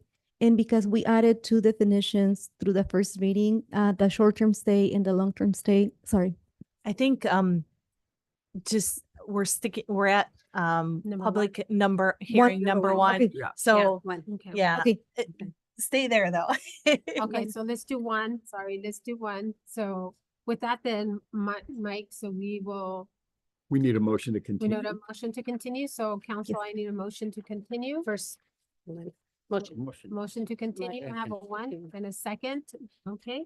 So a motion on the floor motion by Councilwoman Buñuelos and a second by Councilmember Cabrera. All in favor, say aye. Aye. Any opposed? Any abstention? Okay, so motion carries. And just for the record, that is a continuance to February Mhm. 4th, correct? Continuance, February. Correct. Thanks. Okay, so with that, then we will move on then to the public hearing number 2, and this was a introduction. Okay, so I will turn it over to Beatriz. Thank you, Mayor. Yes, the second hearing wasn't noted on the staff report that we were going to continue the item. And this was because we had conversations after we had published the agenda on the additions that we were going to include on the ordinance, the amendments after the first reading. And that included clarification for 2 definitions, one short-term stay and the other one long-term stay. So since we are amending an ordinance, that's considered a substantial change, adding those 2 definitions. So we will have to renotice this hearing, and we will have to do the 2 readings. So we will have to reintroduce, so we can do the reintroduction with council's feedback to add more clarification for short-term and long-term stays. We will come back on February 4 for the reintroduction, so that will be considered the first reading. And then we will be back again on February 18. No, I don't. Yeah, no, that is correct. Oh, it is Yeah. correct. Oh, okay. February 18th. Yeah. I thought we should go to- And we don't have to 18th. renotice if we say today that basically, essentially, we are bringing back the essentially the same item, but since the agenda indicates that we are doing the adoption of the adoption of ordinance number 774, and we are not doing that. We're only introducing, we couldn't introduce it when it has that title on the agenda. Oh, okay. Okay. So Sorry. we will have to come back twice again for the second public hearing. We will reintroduce on February 4th with the amendments or the recommendations provided to from council on the first reading. And then we will do the second reading February 18. But for clarification purposes, the motion that we would like is to have you continue this item to February 4th, and then we will bring forth the introduction of the newly revised language. Again, the issue is that between the introduction of an ordinance and the adoption of an ordinance, if you make substantial changes to or significant changes to the language of the ordinance, you have to reintroduce. You basically are bringing something new to the council. And we found that in trying to accommodate the direction that we received from the council to clarify the definitions, a couple of the definitions that we needed to actually add some language. Usually you only can make a minor correction of a typo or if you've left out a single word or something like this. But here we've actually added several lines of language to the definitions that we're going to be proposing that you consider for adoption. And through the chair, I do want to add, super important to give us a heads up. Because when we do have to make, if we kind of know ahead of time before the meeting, we can maybe accommodate it so we don't have to kind of go back and start from scratch. So definitely if you see something in a staff report or have some concerns or want modifications, let Mike or I know so we can see if there's a way of, not having to start the process again. Yeah. That was the main reason why we need to continue the item. Okay, because of the questions and the request for definitions within within that last meeting that we had. Yeah, so we had to add 2 definitions, which is the short-term, being very specific about short-term stay and long-term stay. So that's the language that it's getting added after the first reading. And I think there also was a clarification on what the household animals. Right. Yes, correct. The Noah's Ark provision that identifies those animals that can be treated short-term and those animals that are not allowed to be treated at the short-term veterinary clinics. Okay, thank you. Thank you. So then we need a motion to be able to continue the hearing to February 4th. That's So correct. moved. So, okay, so we Second. have a motion on the floor by Mayor Pro Tem Gonzalo Sanchez and a second by Councilwoman Banuelos. All in favor, say aye. Aye. Any opposed? Any abstentions? Okay, so motion carries and public hearing number 2 is continued to February 4th. Okay, so we will move on then to our next item, which is our business item number 1, resolution number 6320, a resolution of the City Council of the City of Soledad approving the Toledo Basin Park Preferred Concept Plan. And I will turn this over to Jessica Potts. Good evening, Mayor and Council. My name is Jessica Potts. I am the Parks and Recreation Director. Tonight, we are bringing forward the preferred concept plan for the Toledo Basin Park, which represents the completion of the first major planning phase for what is intended to become a future community park serving surrounding neighborhoods. Over the past year, Parks and Recreation has led a robust community engagement process to ensure this project reflects what residents actually want and need, not just a one-size-fits-all park design. Outreach included a community survey, on-site engagement, and multiple public workshops with input from youth, families, seniors, and nearby residents. Each step of the process was intentionally designed to gather feedback, bring draft ideas back to the community, and refine the concept based on what we heard from them. This approach aligns directly with the city's Parks and Recreation Master Plan and strategic plan, both of which emphasize equitable access to parks, multi-generational spaces, health and wellness, and the importance of community-driven design. The preferred concept plan before you tonight reflects those priorities while responding to the unique characteristics of the Toledo Basin site. You may recall previous discussions about the basin itself. As part of this process, staff and the design team evaluated alternatives, such as possibly filling in the basin. But based on cost analysis, filling and regrading the site would add several $1 million to an already significant projected project cost.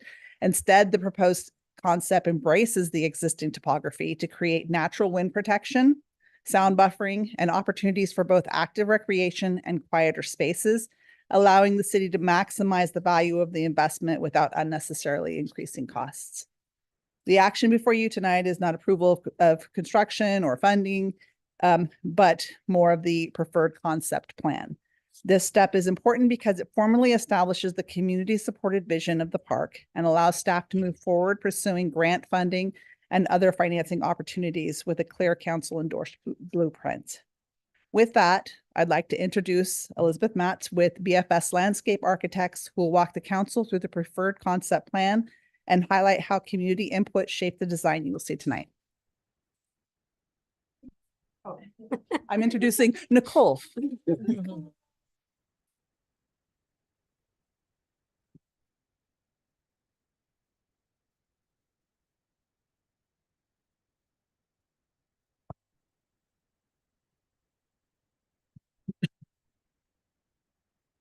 While we're waiting for the slides to come up, thank you, Mayor and council members, for the opportunity to present this preferred concept plan for Toledo Basin Park and how we got to this point. I'm Nicole Limestan with BFS Landscape Architects, and we've been working in tandem with the Parks and Rec Department of the city.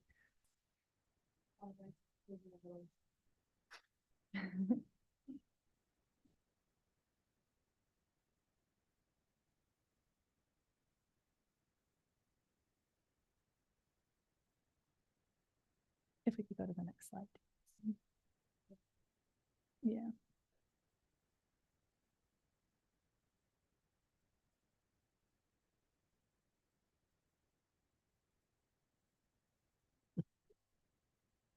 I think it's ready. Yeah. Oh, I just waiting.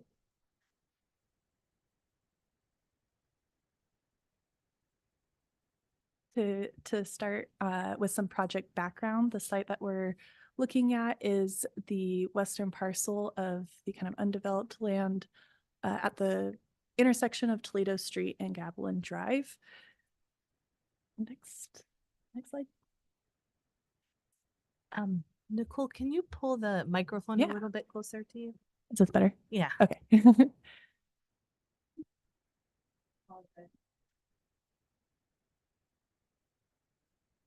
Regarding this existing site character, the site is 3.8 acres total. I believe that's about 2.5 to 3 football fields approximately. However, it is a former stormwater detention basin, so it has a lot of existing topography that presents a lot of opportunities and constraints in terms of design. There's an elevated rim along the edges with a lower center and southern perimeter, approximately 25 feet of elevation difference from the northeastern corner to the southwestern corner exists on site. And there is existing street parking along Gavilan Drive and existing sidewalk and curb ramp along there. That sidewalk itself experiences 12 feet of elevation change. Nope, lost the sides. Regarding neighborhood connections, there's 2 existing neighborhood connections. One is that curb ramp at Toledo Street and Gavilan Drive. And then along the south, there is a green space. It does currently have a wall, but there is a sidewalk extension that reaches to that we could connect to. Through Andrea, I don't know if it would be better for her to email the presentation to you. Because he keeps connecting. We have copies. The council has copies of the presentation, but for the public, they can't see it, but we have copies. Would you like me to wait for the slides to come back up?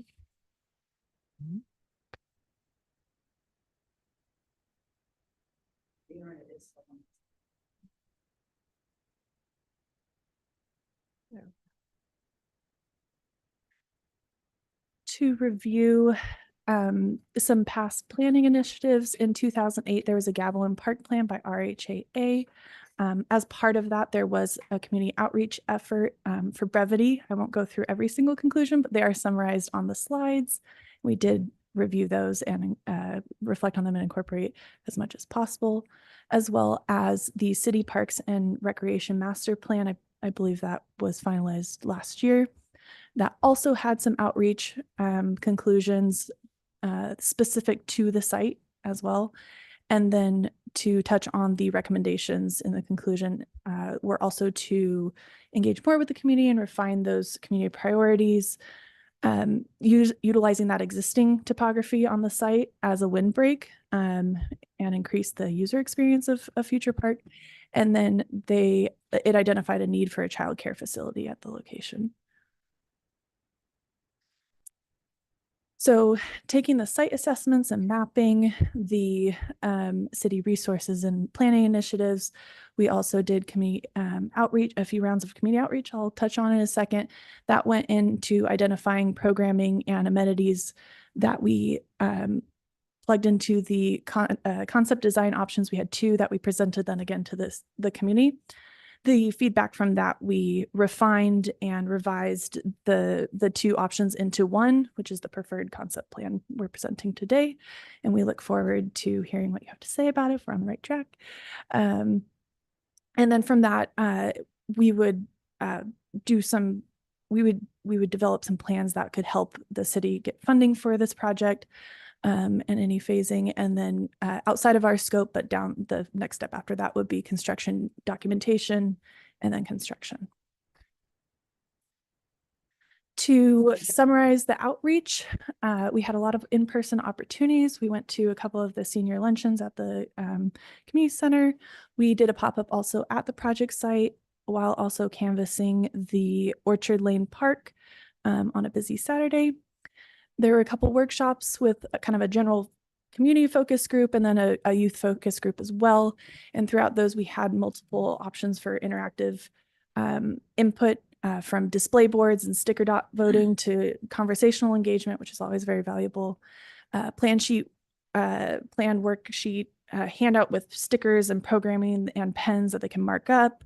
And then during the last workshops, we had the two design options that the community and small groups could get together and mark up and talk about and provide feedback with sticky notes. We had a couple of virtual opportunities, the main one being the public online survey.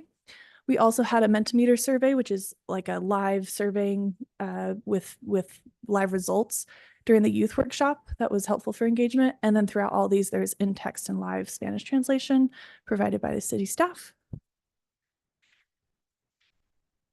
To review some of the highlights, we had over 80 people attend the in-person events, 103 responses to the online survey, and the results largely confirmed and refined those priorities with some interesting input. We had some, the youth focus group kind of contradicted what the general public thought the teen spaces should be, so that was interesting input. The community priorities in general, in terms of site user experience, shade and windbreaks were huge priorities for the community, as well as safety features like lighting, sight lines, security cameras. In terms of amenities, maximizing the amenities overall, as well as focusing on amenities that aren't maybe seen elsewhere within the city. And then amenities that facilitate community gathering were also important to community members. We also heard advocacy for both passive and active recreation. So we saw that as an imperative to balance both of those and have them both on site. And then especially during the survey, we heard a lot of advocacy for universal design, particularly for an inclusive playground and generally accessibility across the site. Next slide, please. Taking all that input and developing those concept design options. We did first do a feasibility analysis. We had heard, not often, but we did hear about filling in the basin.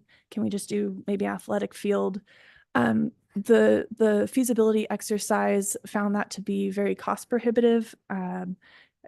Several $1 million just to fill it in, let alone design of it. The size of the site is actually almost exactly like a men's soccer field, so that would preclude most other amenities at that point for that cost. And then there is actually just a feasibility challenge of having 25 feet of elevation difference across the site. Athletic fields need to be relatively flat, so it actually kind of precluded that. So we came up with these two design options, and we have kind of the differences between the two listed to the side there. For brevity, I'll kind of list what kind of the community reactions were to some of these things. We heard both passive and recreation were valued by the community. They kind of wanted all the descriptions in the bullet points. Interestingly, the community really wanted shade structures. They want trees, but not to be the only thing providing shade. So that was a huge point. And they did really like the amphitheater, so that was something that we ended up bringing into the preferred concept plan. We also have a little bit more centralized design of things, and I think that having all the different age groups of the playground really read well with the community. They really liked that. But they liked a lot how much more amenities were in the design option too. And by and large, I think because a lot of this was informed by the community outreach, both options played pretty well. They were received favorably by the community. I think through conversation, we identified that design option 2 was favored a little bit more. And so we took that as the base for the preferred concept plan and incorporated and refined and revised based on some of the input, including a little bit more of a formal amphitheater component from the first design option, and softening it, creating a little bit more flexible spaces too.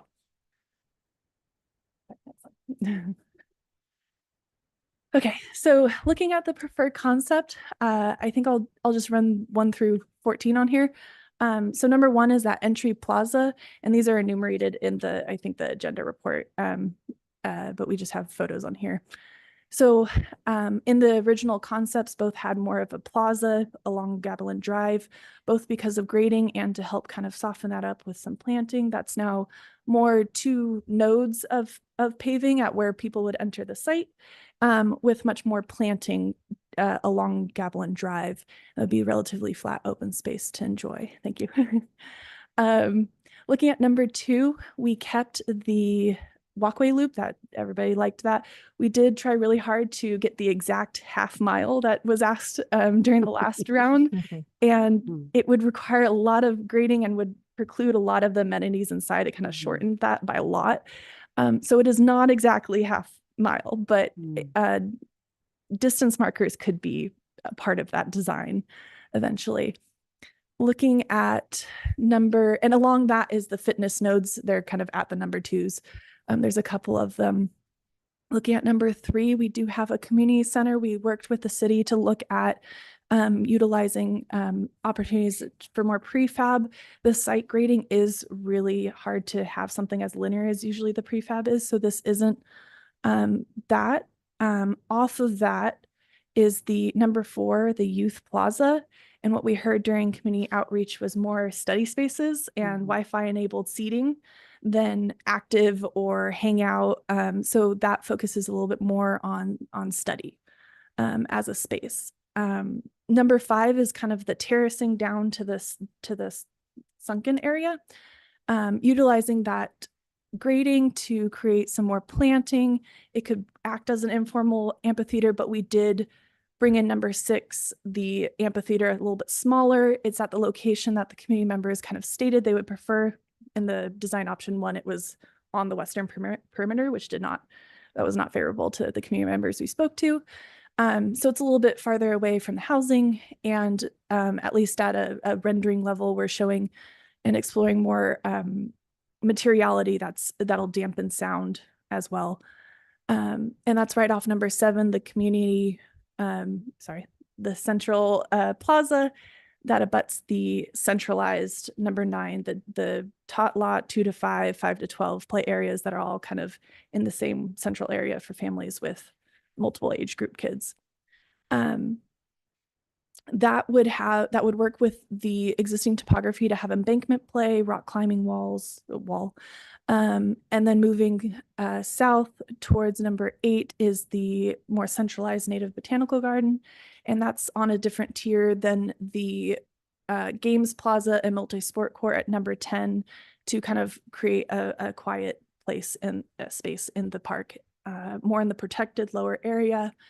And then the multi-sport court and games plaza at number 10.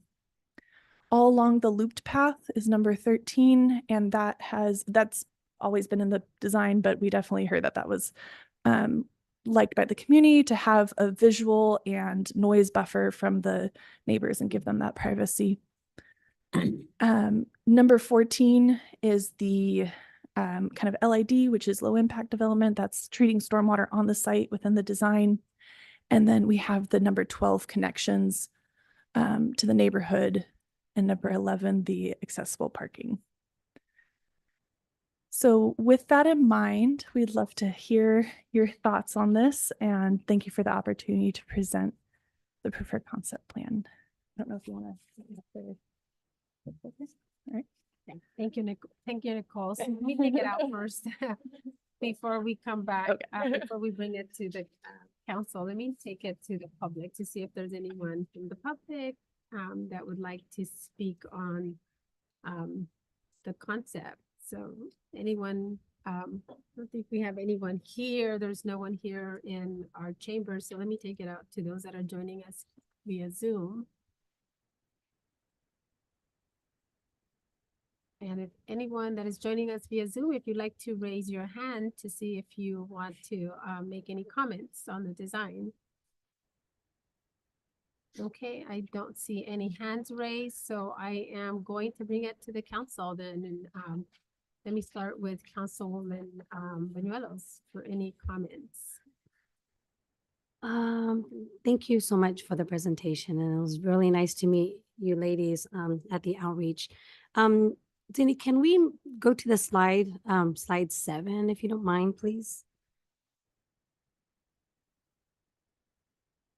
So 80 plus attendees total in-person events. That is from it was how many outreaches? Was 4 or 5 of them altogether? Yeah, there Right, was okay. the senior lunches, the pop-up event at the site, canvassing Orchard Lane Park, and the workshops. Okay. Just to comment on that, I thank you so much also, Jessica, for bringing this together with the community and everything. But to me, 80 is not enough, and I'm speaking right now because we need to have our residents be more engaged in it, because I know that, there's a lot of, quote unquote concerns, and, we need parks and all this, and, and me as a city council member, I talk to a lot of them, and I say, we work, we have kids, we get it. I say, but, make effort to come to these community engagements, because it's important, because, your voice matters. And of course, the 103 online survey responses, to me, we should have gotten more. But again, that is part of, and I thank you for Henry for doing that, because he was promoting the community outreaches before Eric arrived. And those efforts were tremendous. But again, I just wanted to say this, to the public. You guys, we need your voice. We need, the engagement is very, very important. And I want to, state that. And the tremendous work that you ladies done with Jessica, I so much appreciate it. So I just want to say that. Question is for me. Well, no, I don't, because, you have already the teenagers input, and that's great. That's space that you have. Also with our senior citizens, that is awesome, because you engage in those too. Us as well, and for me to also be part of the outreach, it was amazing just to kind of listen and hear what other ideas, you know, with the residents that I was sitting in. It was awesome. And I just wanted to say thank you. I am busy and I make effort to do this because I'm just not a city council member, but I'm a resident. So I want my voice to be impacted as well. So thank you. Through the chair, I did want to make one clarifying point. This is very specific to the work that they did in terms of outreach, but actually we've been outreaching with almost every community event.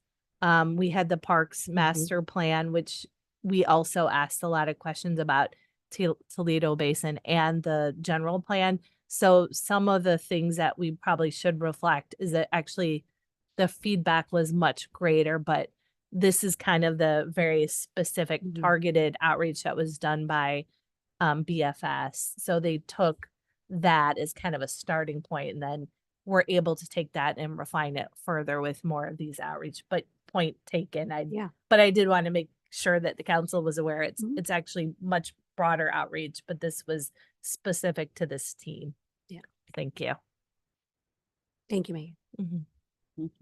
Yep. Councilmember So Cabrera. I have a few comments and maybe one question. My first comment is that when I saw the plan, I was amazed.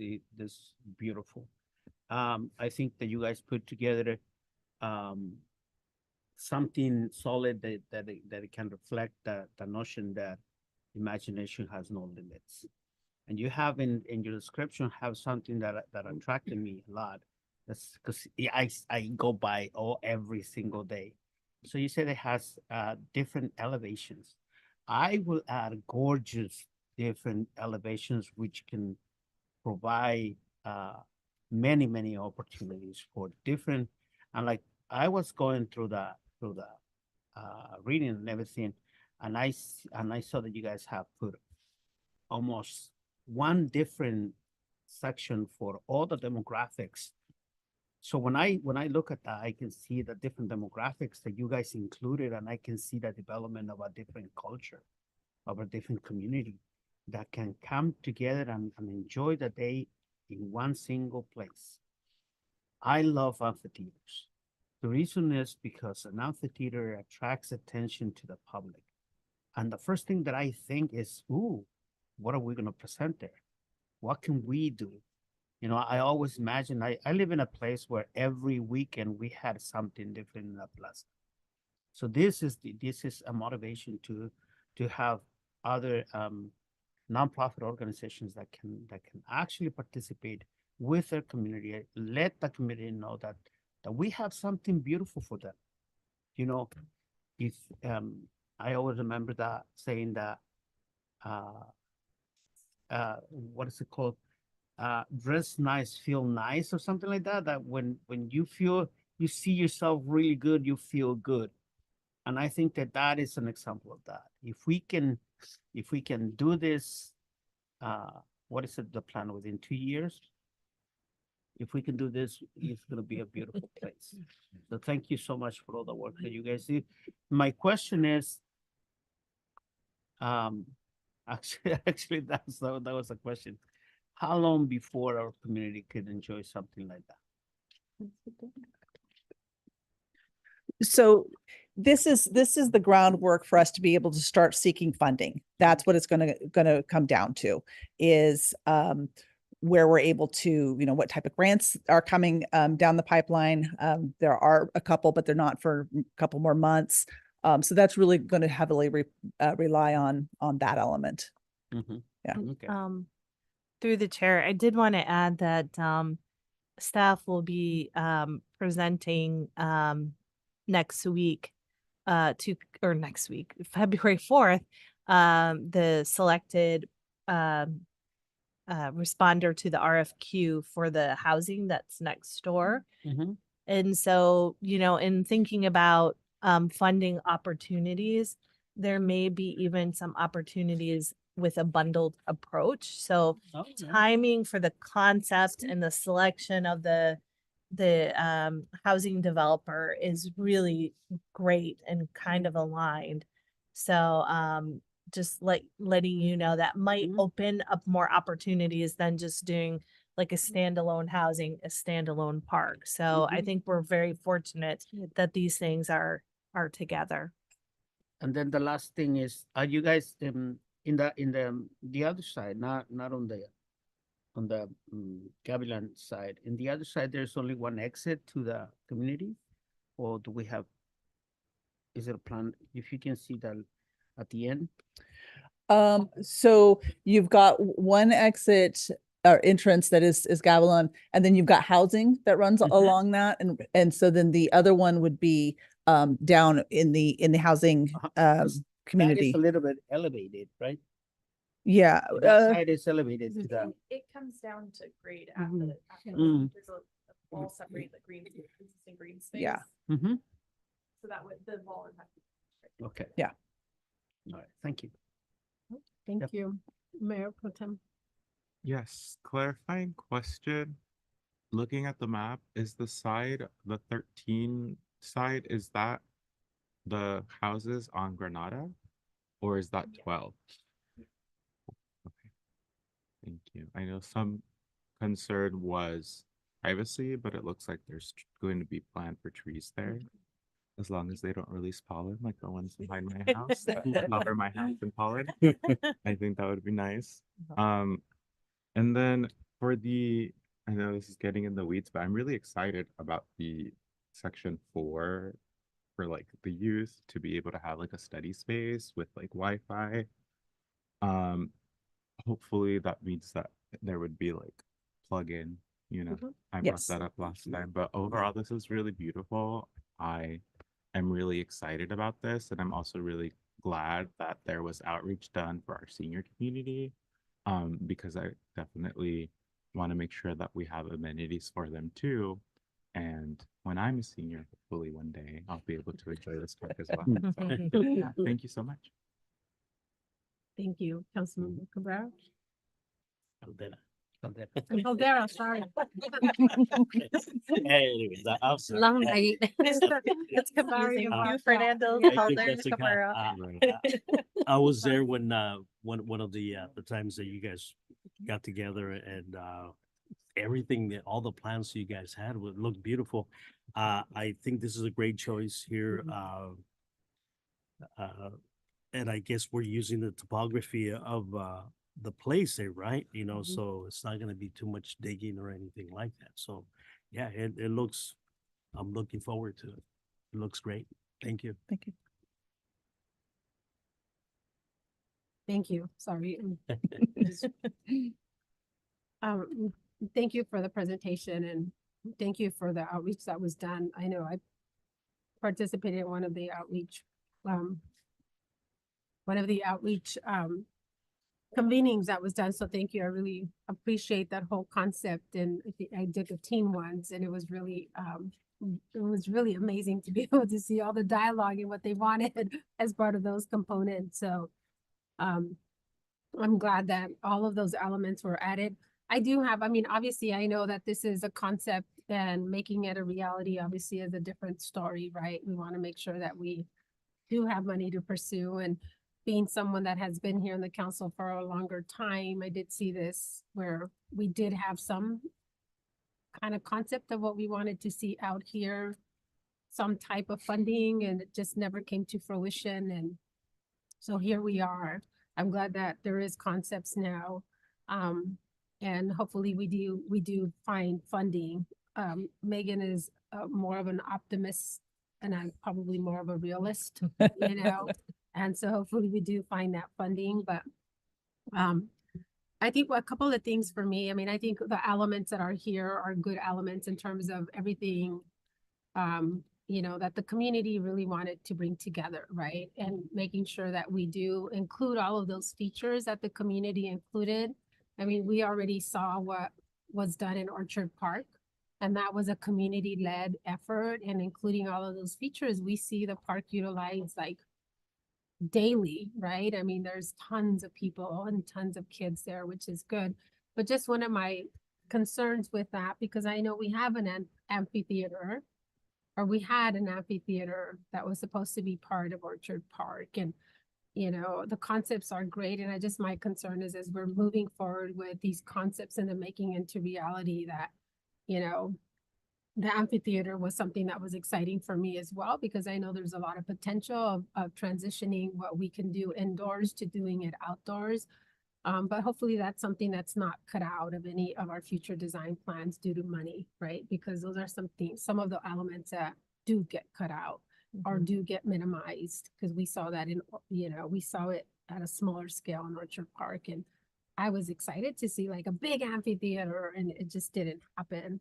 And then in terms of the Wi-Fi, the Wi-Fi connection at Orchard Park was supposed to happen, and the excitement was that you had students at Hartnell College that were supposed to then, hopefully, get their lunch packs or whatever and go out to Orchard Park and be able to study out there.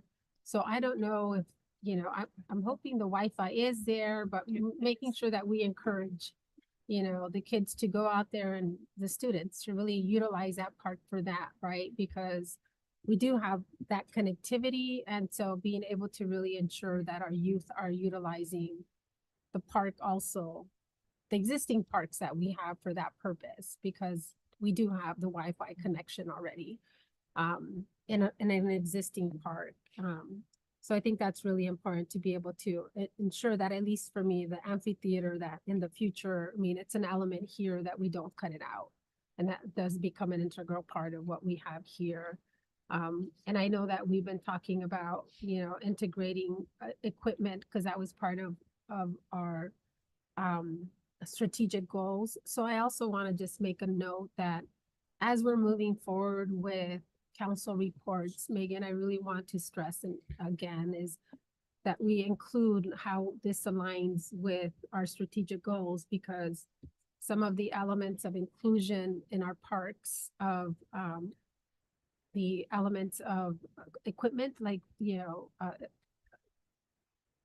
exercise equipment was part of what was in the strategic goals, and making sure that we get that in as well, just to say, hey, we are, making sure that we are, completing some of those goals, or at least, working towards that in some of the plans that we do have moving forward with some of the concepts that we're approving as a council. That's really important. And I think I want to say the relevance of Toledo Park. I live in that area, in that neighborhood, and it's critical because in that neighborhood, it's placed smack in the middle of a neighborhood. It's right in the middle of, of schools. So you have an elementary school to your one of the rights, right? Or to the right. And then you have the high school to the other side. So to the point where it becomes a sanctuary for our students. I think that's really important. And we just, went to see the teen center in, Gonzales, and how critical it is to be able to have the youth with those spaces. So I think this was really critical. Now it's great design.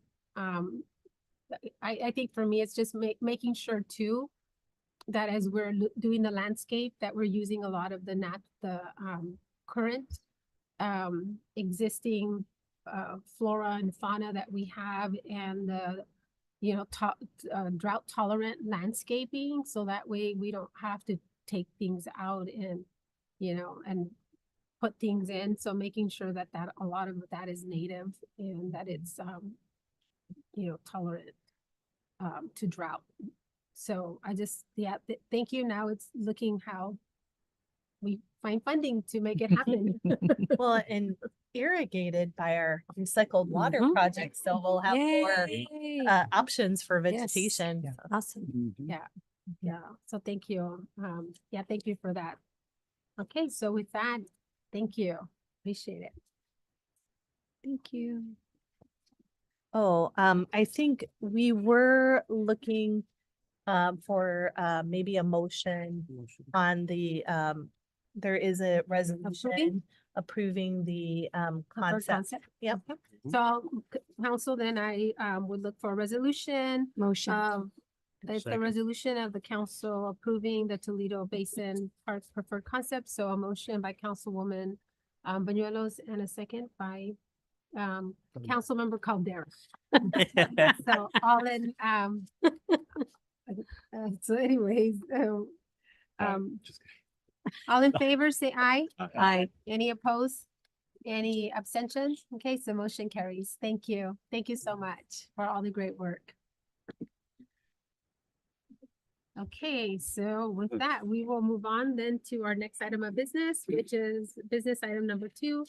Resolution number 6321, a resolution of the City Council of the City of Soledad reinstating the Assistant City Manager classification, adding the position to the staffing allocation plan, and approving amendment number 3 to the salary schedule for fiscal year 25-26. And I'll turn this over to our City Manager, Megan Hunter.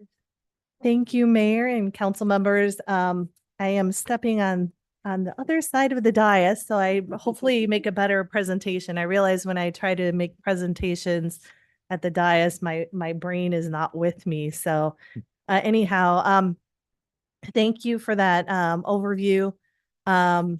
This is what what I'm requesting is a reinstatement of the Assistant City Manager position that and adding the position to the staffing allocation and approving amendment number 3 to the salary schedule for the fiscal year. Just a quick background. The City of Soledad did have an assistant city manager back in 2007. We hired Adela Gonzalez, and I'm sorry, I spelled her name wrong, but she was hired. And then in 2008, she was actually appointed as interim city manager and then ultimately as city manager. And her position was backfilled with, I think it was Renee Main. And when Renee Main left, I think due to financial concerns at the time, because we had the redevelopment agency, and when redevelopment went away, that put a significant hole in the city budget, and that resulted in many years of pain for the city. But one of the first positions that was phased out was the assistant city manager. And it was a combination of redevelopment and, or in this case, it was a Great Recession, but the subsequent kind of economic downturn or impact was losing redevelopment. Going back, I'm sorry. So the one thing to note that was back in the day between 2010 and 2020, which is are the records I could access based on the census, our population has increased by about 3,000 residents. Now, how did I back into that? Because if you go to the actual census information, you will see the prison population incorporated into that. So what has happened, and anyone who lives in Soledad knows this, that the prison population has significantly declined, but our population in town has significantly increased. So I was able to kind of look at some records to determine what the prison declines were and ascertain that our population in town has roughly increased by 3,000 residents. And we've added 648 new housing units just between 2010 and 2020. But as council knows, we've added quite a bit more, including one of the biggest developments was Las Viviendas, which had 96 townhomes. So despite kind of this growth that we've all experienced, the staffing has remained pretty stagnant for that time. And we, back in the day when we did have an ACM, we had 82 employees, and now we have 85 employees. What has happened over time is because we have grown, but we haven't really adjusted some of our staffing levels, is we've had to rely a lot on consultants, especially for higher level technical needs. And one of those consultants services that we do need to use is for our finance services. And so the other thing is we're losing the opportunity, and I think we've kind of seen this, to really build the city's institutional knowledge and achieve some long-term efficiencies. Next slide. So in terms of the overview, I just wanted to state that since I've come, there have been a lot of leadership transitions, and that's not that's pretty typical. Directors come and go, but when you don't have a assistant city manager, you as city manager kind of have to step in and fill those gaps. And this has really resulted in me having much less time to focus on some of the council priorities. And we've talked about some of the delayed projects and, one of them being the facilities assessment. But as we know, we have a strategic plan now with a lot more actions and a lot more work that needs to be done. It's important to note that while I have the great support of Darlene and Fran, Darlene is the deputy city clerk and Fran is the human resources manager, I still technically am the city clerk and the personnel director. And especially on the personnel director side, I have to review all the personnel action forms, evaluations, and whatnot. So there's a lot of concentration of responsibilities within the city manager position, which creates a lot of organizational risk because if I'm out or gone, things come to a standstill. And so as I mentioned, we have growing administrative and financial complexity as we've grown. We do contract out financial management and legal services. On the financial side, our finances have gotten a lot more complex. We have more utility users. We have more grant funding. We have a lot more contracts. So we really need to bring more internal oversight and coordination in-house, which will help strengthen internal controls and data security, improve our responsiveness. I mentioned the executive support. We have a great strategic plan, over 100 pages, 179 objectives, and hundreds of related actions. So we really have to build our bench to carry that work out. And then there have been key projects that, because my capacity is limited, they haven't moved as quickly forward as I think we'd like to see. And particularly, I want to know on economic development, which I know is a big council priority. Unlike my peers in other cities, I don't have the capacity to do more proactive economic development engagement, which I'd like to do. And with the capital campaign, I haven't been able to really provide the support to find bigger donors for that project. Next slide. I probably can go on and on about the importance of having an assistant city manager and why I think it's an important thing for us to invest in. Obviously, I mentioned rebalancing the workload and strengthening our overall organizational effectiveness.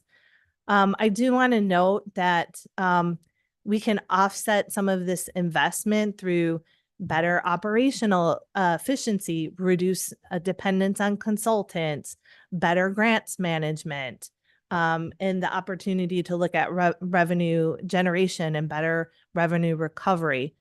When I'm out, we have someone who can step in.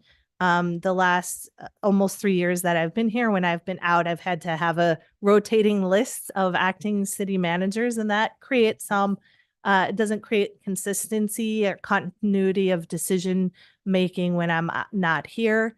We want to strengthen the city's succession planning.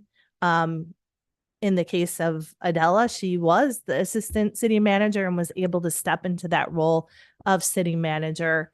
And what I envision for this assistant city manager is they would take on the administrative function. So the core functions of finance, utility administration, HR, and ultimately, eventually IT. Right now, we're kind of mid-project on many of our networking work. So I would help see that through, and then I could, turn over the baton to an assistant city manager. Next slide.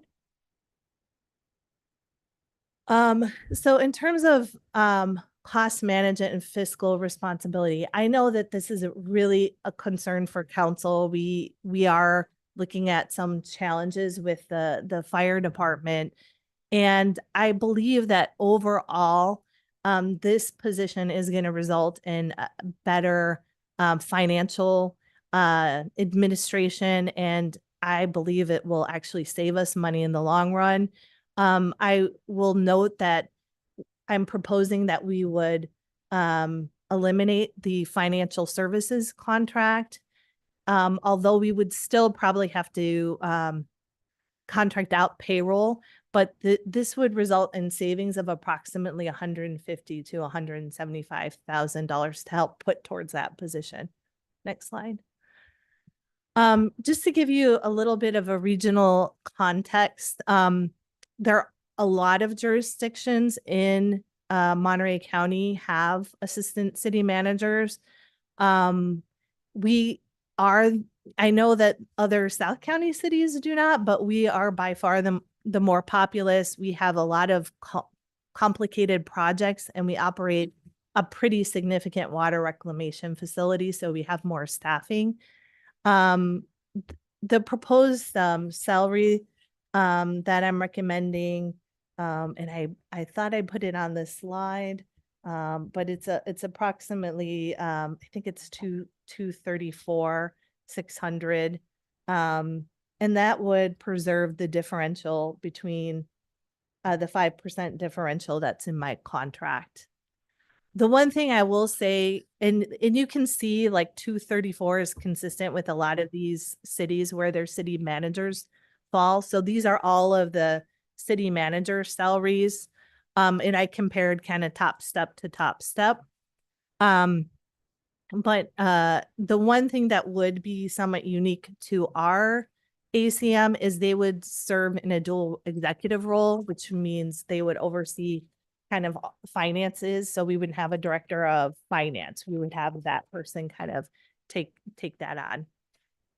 Next slide. So because we would eliminate that contract, the net incremental cost is approximately $125,000 per year. Again, I mentioned where I think that we can have a lot of cost efficiencies. The investment would result in providing approximately a 70% full-time equivalent for what we're paying in contract versus what we would have. And for this year, if this was approved tonight, the cost, depending on when this person was hired, we're probably looking at about $36,500 for the remaining fiscal year. Because this is a small amount and we do have some salary savings, I'm not requesting a budget amendment at this point. We should be able to absorb it within our existing budget. And then again, as I mentioned before, it would free up my time to really dig into some of these other issues, contracting, economic development, grant acquisition, and partnerships. Next. So tonight I'm before council humbly asking that you approve resolution number 6321. This would, because we have the position, we would be reinstating this position. I did provide, I think, attached to the report should be the job description and the salary schedule amendment. And as I mentioned, given our growth, I think this is a necessary and prudent thing to do. And I think it'll balance our executive team. And I think it'll result in improved efficiencies and help us meet the demanding challenges ahead and implement the strategic plan. And that concludes my report. I wish I had pretty pictures like the concept plan. Thank you, Megan. Yeah, thank you for that. So let me take it out to the I know we don't have just for the public. We don't have anyone here from the public in our council chambers, but let me take it out for those that are joining us via Zoom. If there's any comments on the report on resolution number 6321. And if you have any public comments, if you can please use your raise hand feature. No. Okay, seeing there are no public comments, then I will bring it to the council, and I'll start with Councilmember Caldera. Okay, so if I got this right, you said this person's gonna be taking the role of like finance also? Yes, Okay. it will be a dual In position. addition to being the assistant city manager. right? Yeah, the goal is to have them be the administrative head, but because, we're a small city, we also recognize that we have to do some work. And so, yes, they would be in that dual role. So the offset is only like what, you said 30,000? So the cost annually would be I'm proposing that if we do move forward, we'd cancel our financial services contract, and the net incremental cost of that would be 125,000 roughly annually. And that's for like the the rest of it. benefits. Yeah. Oh, that's all I have. Thank you. Yep. Thank you. Mayor Pro Tem Gonzalez Sanchez. Yes, I got the salary. It's $234,623.20. Thank you. I appreciate that. I brought it up, but I only have it Yeah. listed monthly, but yes, thank you. You're welcome. This is something that I am definitely in support of. I think it makes a lot of sense, especially as we're continuing to grow as a city. We will be having a lot more priorities and a lot more stuff for the staff to do. And I think this would definitely free up some of their time. So definitely something that I'm in support of. Thank you. Thank you. Thank you, Councilmember Cabrera. Many times we have to make a decision whether what is there for us is something that we need or something that we want. And I think that this is something that we need desperately, because we have to focus in the budget. We have a couple of 3 more years of uncertainty and we need somebody full-time that can help us not only with the financial part, but also with the heavy duty that you have been doing. Yeah. Thank you. Yeah, thank you. I'm in full support. Thank you. So Megan, can we go to the slide, the stats for 2008 you mentioned? Keep going. I think it's keep going. The other one. before that one. There it is. Okay, so as of between 2010 and 2020, of course, we increased significantly with our residents and of course, new housing. My question is, I know that you had mentioned the salary. There is no ACM for Salinas, correct? Oh, no, there is. Oh, there is, okay. Yeah. This is basically we could go back to the salaries Yeah. if you wanted. yeah. And I really want to get a visual, because I know that we have residents that will see this back, later Yeah. in the YouTube. So I want to make sure I reiterate these analysis and then the salary for each jurisdiction. So I want to make sure that they see this besides what was presented before. But then also my question to you, this will help alleviate, again, for public, if you can let me know, the ACM would be in charge of, again, finance.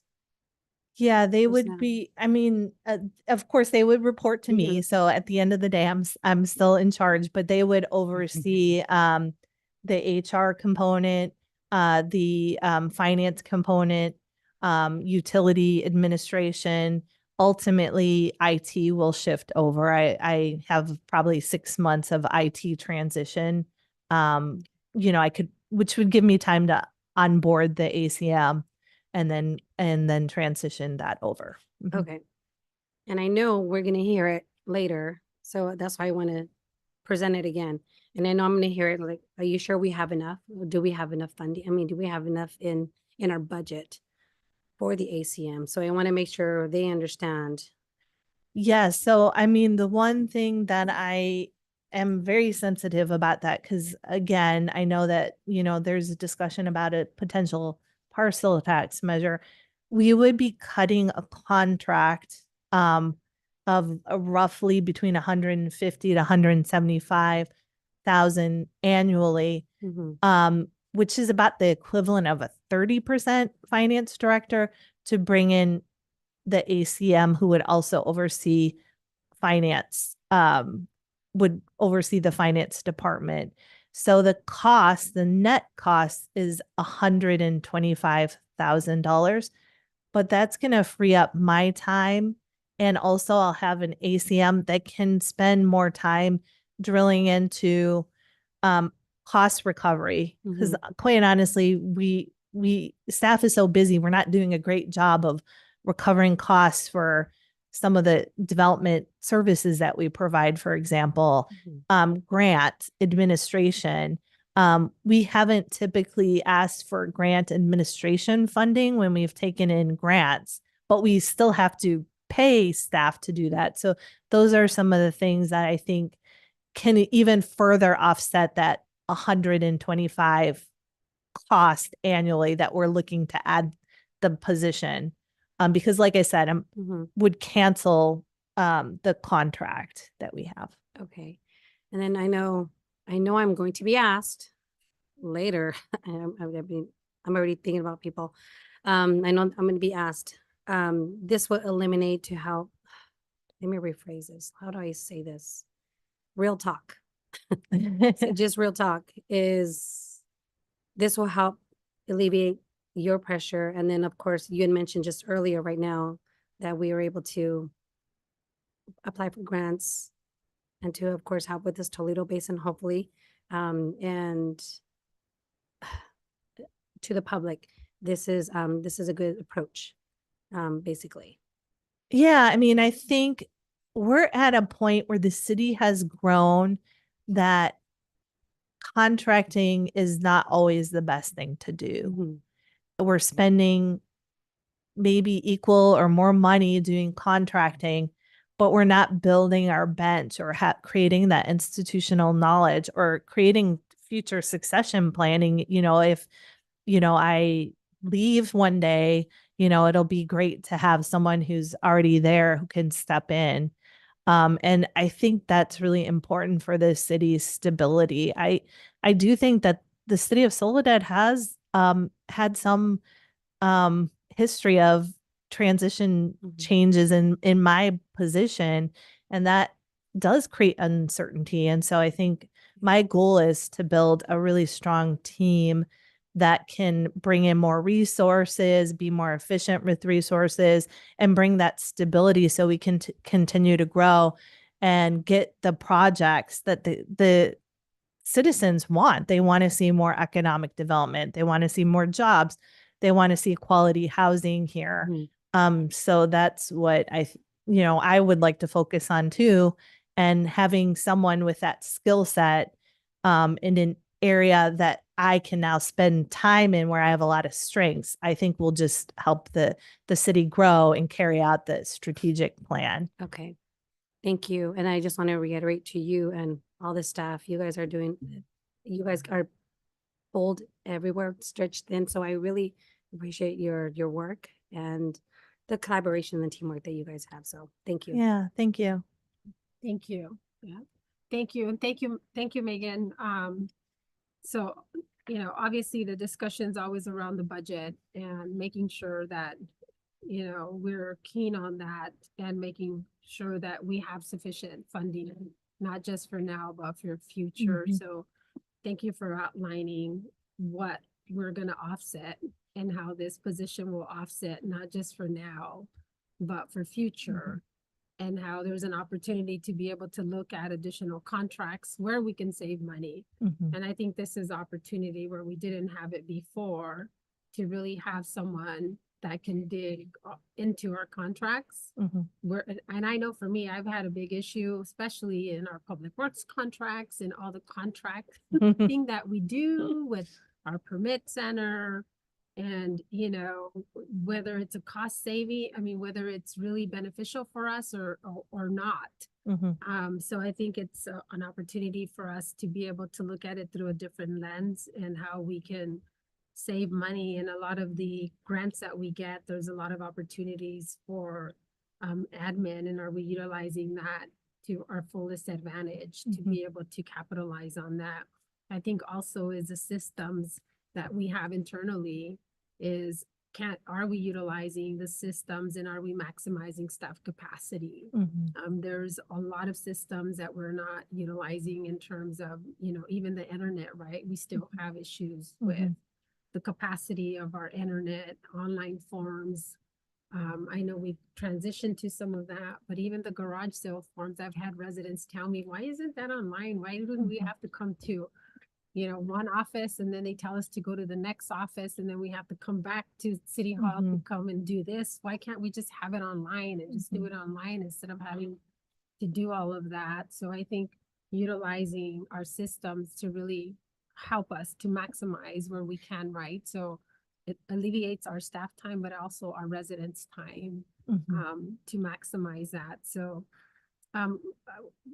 one of the things that I want you also to share, Megan, is for the public is obviously you shared everything that you do in terms of our city manager position, but you also sit on different boards that also take you away from city. Yes. So it's not that you're here all the time either. So can you also just share a little bit of that, because it wasn't here, but can you just share some of the boards that you are also part of in your city manager capacity? Yeah. So I do sit on the 3CE board, operations board, and actually we had a meeting today. We also have a lot of meetings and collaborations. You know, we have our city managers working group that comes together.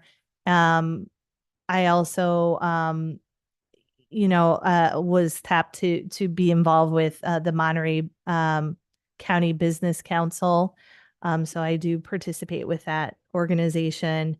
And I'm trying to think of what else. Oh, and we have our Salinas Valley mayors and city managers meeting. And I believe I'm an alternate for some other committee, but I haven't been tapped into it, but I'm forgetting which one I am now the alternate for, but those are the groups that I do participate in. I think we support we work a little bit with the county and the I'm involved along with Beatrice in some of the homeless effort work at a county level. One thing to mention is that we were selected to do a presentation at the Housing California conference about our encampment resolution funding program. So those are kind of some other things that I've been tapped to work. Oh, I forgot. I'm on the Regional Government Services Executive Committee, which is another piece of project that we are part of, and we receive free services as a result, about $15,000 of in-kind services because of my participation on the executive committee. So that's one thing I also do. It's a JPA, a Joint Powers Authority. So thank you, Megan, for sharing that. I just wanted to make sure that Megan shared all the other additional committees that she sits in addition, aside from being a city manager, that you know most people don't know, but that she does aside from also the city manager position. So I think for me it's being able to support that. And I just want to say, I know for our residents that I want to say maybe in 2006 when the city had to, there was, thank you for sharing that history with that we had an assistant city manager position, but there was also a time when the city was, you know, had to let go of 50% of their staff. And so it was, little by little coming back to rebuild the city Mhm. and to be able to add more. I think, Mike, you know the history because that was a really troubling time, right? Yeah. And so it's being able to rebuild the city and, Councilmember Caldero probably knows the history as well. Oh, yes. but, now being able to rebuild that and making sure that as we are adding positions that we're really being fiscally prudent to ensure that there is funding for sustainability and that we never have to do that again. Yeah. And that, we're looking at mechanisms and ways to be able to secure the finances for the future and how do we do that. So I think this is a good plan because we are not starting from scratch. We have a contract that we're utilizing to be able to ensure that we have that funding and to alleviate. I just want to say, Megan, I know that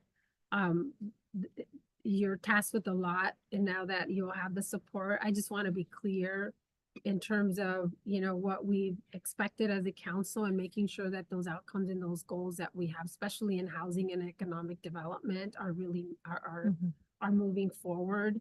And that the council does get an update and a report in terms of, the benefits and not just the council, but the community, right? We work for the community so that the community gets that outcome in terms of what is the benefit of having this position and how has that benefited the community and how has that made some of those goals that we've established move forward, especially in housing and economic development, which are the big two, key goals that we have established and hopefully getting us to move faster, with some of those key goals that we've set before us that are pretty hefty.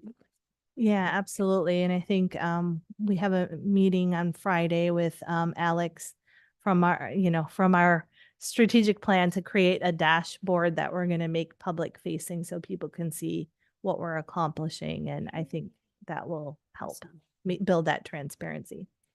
Perfect. Okay, council. So if no further comments or questions, then if I can get a motion to accept resolution number 6321. So moved. Second. Okay, so I have a motion on the floor by Councilmember Cabrera and a second by Mayor Pro Tem Ansaldo Sanchez. All in favor, say aye. Aye. Aye. Any opposed? Any abstentions? Okay, motion carries unanimously. Thank you. Thank you. Okay, so we will move on then to our next item on our agenda. And let me find my council reports. We will move on to our council reports. Too much stuff. Yeah. Oh, no, I got it. Yeah, thank you. I just have too much papers on my desk today. Okay, so we'll go on to mayor reports and acknowledgements. So just coming back this last week, on January 5th, I did meet with Megan as part of our standing meetings, our one-on-ones on Mondays. Just talked about some of the agenda items and some of the standing city business that we have. And then on that same day, I was also contacted by Octavia Hernandez, had a phone call with her. Octavia Hernandez Ferret, who's a community engagement for the Mexican Consul of San Jose, who wanted to collaborate with the city to coordinate an informational day to be able to provide our residents with information about services and how to schedule appointments with the consulate and how to prepare for their documents.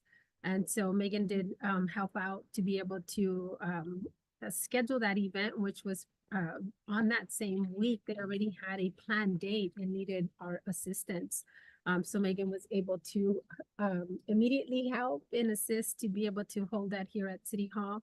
We anticipated it was only going to be about 30 to 40 people. And it turned out that it was a lot more, probably over 200 people. And so that was on Thursday, January 8th from 12 to 3. But that was part of the commitment that we had when we met with the Council General in December, that those were some of the activities that we wanted to move forward. So on Thursday, we did have that event here. And so we're happy to be able to have held that here. We did also on that same day, I did have a meeting with Octavia, as well as I know Councilwoman Bañuelos was part of that conversation where she did talk about a February meeting to hold actually a mobile consulate to be able to help assist people to actually, deal with a lot of their paperwork and what they need to do. So I know Megan and Eric are working on that confirmation and securing a location for that. And then on Thursday, the 8th, I had the meeting with the Groundwater Sustainability Agency on that day. And then that's all I have for last week. That's all I can remember for now. And just an announcement, because I did get notified yesterday, and also with help from MST, and also sent information to Councilmember Cabrera. I was contacted with Mujeres en Acción. They will be holding their 10th annual ACOMI conference, which is Adelante con Orgullo Mujer Hispana, which is going to happen on February 7th at Hartnell College in Salinas. So they'll be providing a final flyer that we can share, and that is open and free to women in our community in South County. So thank you. That's all I have for this week. So with that, I will turn it over to Councilmember Caldera. Got it right that time. I'll be brief. I only have like 2 or 3 items here. The 8th, I came here to City Hall to support with the consulate, Mexican consulate. On the 9th, I believe, I took a little tour out there at that homeless camp, the project that they have going out there, and took some pictures of the housing that is going on, and it's actually really looking really nice. You know, the guys actually invited me in. I didn't plan on going in, but the guys invited me in, so I did, and checked out the place, and it's looking really good. On the 12th, I believe it's the 12th. I had a briefing with City Manager Megan, and that went well. That is it for me. Thank you. Thank you. Mayor Pro Tem Anselmo Sanchez? Yes, so today is, we typically don't meet on the second Wednesday, so today I missed our AMBAG meeting, but I did submit a public comment regarding the 2050 Metropolitan Transportation Plan and Sustainable Community Strategies, specifically to have input to increase transportation options from South County to the Monterey Peninsula. And one of the reasons being I do work in higher education to highlight transportation for students attending MPC and CSUMB. And I would also want to ask our representatives on the council on TAMSI and on MST to hopefully be a little bit more vocal about the transportation needs to connect South County to the peninsula. On December 18th, myself and Councilmember Cabrera met with our Soledad Legislative Standing Committee, and we discussed our legislative platform for this year that will be brought back, I believe, next month.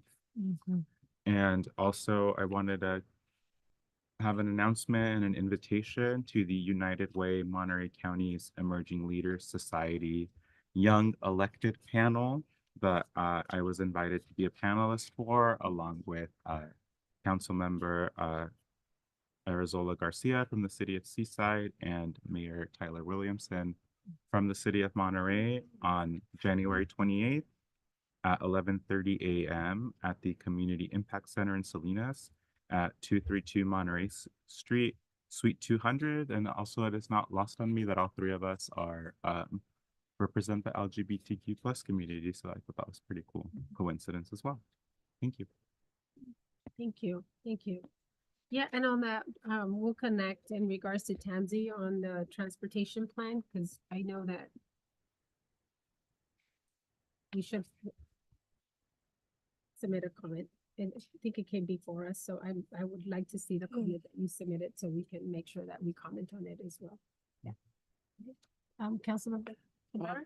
Yes, I only have a couple of them, and first is the meeting with the legislative committee along with Councilmember, Mayor Pro Tem Fernando Ansaldo Sanchez. Sanchez. And I also attended the Consulado Mexicano service that they had here at the city council, at city hall, I'm sorry. And past Monday, I attended the MSD meeting, and yes, let's get together and formulate something for that. There is a in that meeting, there is a plan for which I thought that it was interesting to incorporate artificial intelligence into some of the things. And I don't remember the exact name. I think it was a Medic or something like that. And what I learned about that is that is artificial intelligence that produce its own resources. It evolves into a different form that creates options and results or opportunities for what is managing.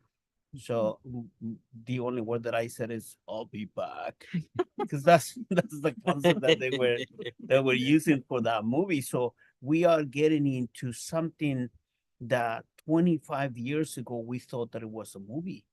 So that would be very interesting in how to manage those the whole company with something like that.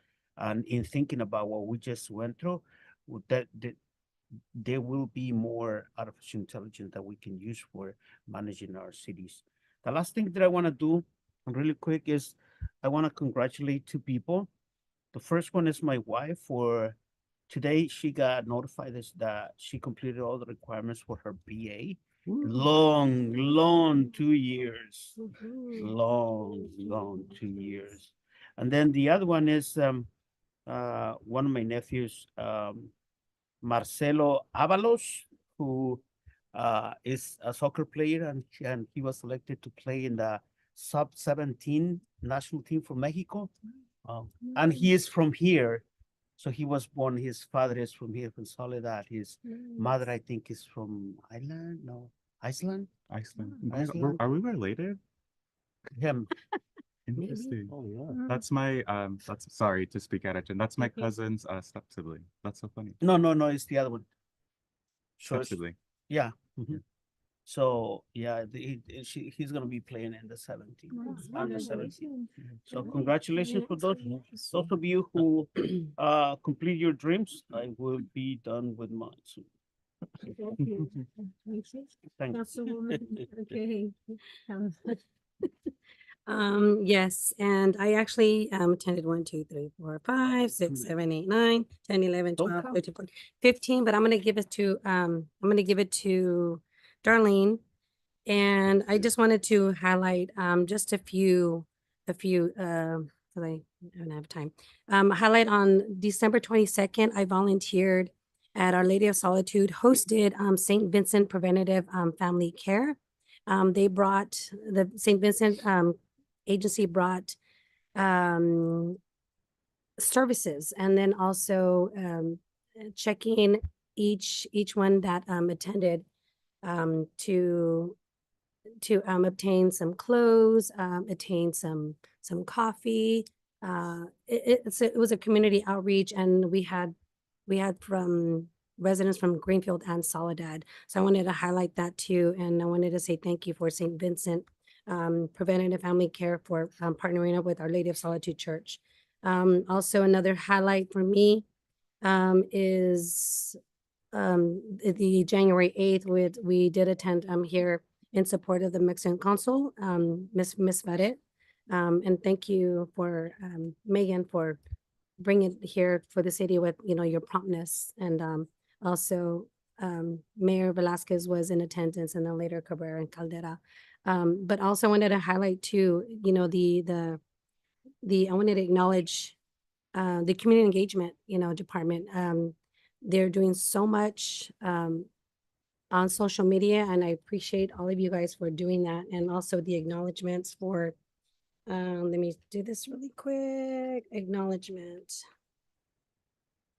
Proud to honor and congratulate Sergeant Brian Solis for successfully graduating from the Supervisor Leadership Institute And then also I wanted to congratulate Officer Lisandro Godinez, officially sworn in to begin the field training program. So those are great accomplishments for our law enforcement. So I want to say thank you. And again, my last 30 seconds I want to use to honor my sister in Christ, Olivia Fale, that she returned back to Tonga after being with us for 7 years. And also I want to honor John Hamby. He passed away January 2nd. That's Sandy Vosti's husband. So those of you who want to attend Celebration of Life is going to be February 13th. So I want to use my last 15 seconds to honor him.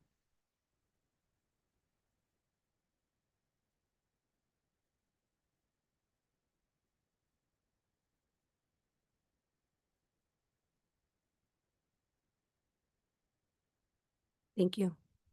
Thank you. Thank you. Okay, council. So, city managers report. Yeah, thank you, Mayor. I apologize that I didn't send my report on Friday, but I will catch up this week. But a couple of things I just wanted to note. I did want to let council know that Henry Aguilar his last day was on Friday, so we now are down to one to our community engagement manager, but we will be putting that out. I also wanted to mention that we have we're doing interviews for we have one remaining position for police. We have one person we're projecting to send to the academy, and we'll be doing the cadet interviews on Friday. So we'll see what happens there. If we're able to fill those two, then we'll be totally full. We have IT manager interviews, I believe tomorrow. So that's something also we are hopefully will have a hire soon. And then we are projecting to have our recreation and park director interviews, I believe at the end of the month. I think it's tentatively scheduled on January 30th. So we're making progress there.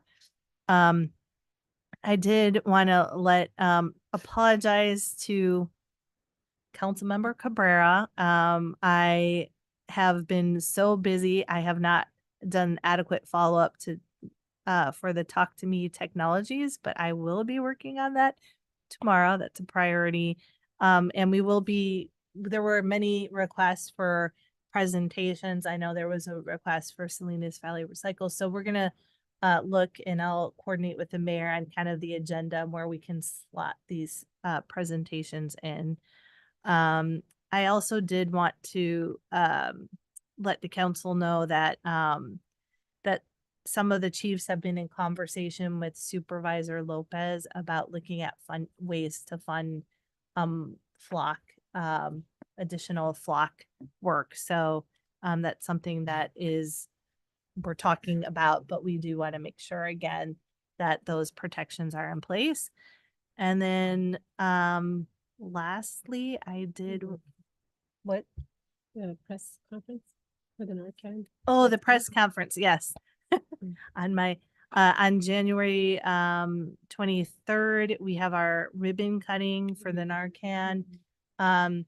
The health department has also let us know they want to do a resource fair at the same time. We don't know that it's the best time, during the day. So I think we're going to try to see if they could extend it a little bit. And we want to see if they could bring a few more resources down, so that, maybe there's even a vaccinations or something, so that would help the public. But we will have the ribbon cutting on that time. And then my last personal privilege that I want to take is that today is my daughter's birthday. She turns 23. She moved to New York City, so she's living that New York dream. But I do want to wish her a happy birthday. With our new mayor, Mayor Mondon. Yeah, she's very excited. I mean, I have to tell you that the city is abuzz with Mamdani. People are very excited about him, so it's great that she'll be able to see how it goes. So and report back to us. It's good. So, thank you. Thank you, Megan. Okay, future agenda items, and I'll start with Councilwoman Quinones. No, just that presentation, but no, that was it. Okay. No. No. Okay, Mayor Pro Tem Santos Sanchez. I know it's coming, but the just update from our Soledad Marketplace developer. Okay, None. none. Okay, and I think I gave you mine. We still have some pending ones, so I won't add more. to it. And so, okay, and so with that, council, then I want to adjourn, and I want to adjourn the meeting also in memory of Renee Nicole Good, who was killed by federal ICE agents in Minneapolis. Our condolences to her and her family and the community of Minneapolis.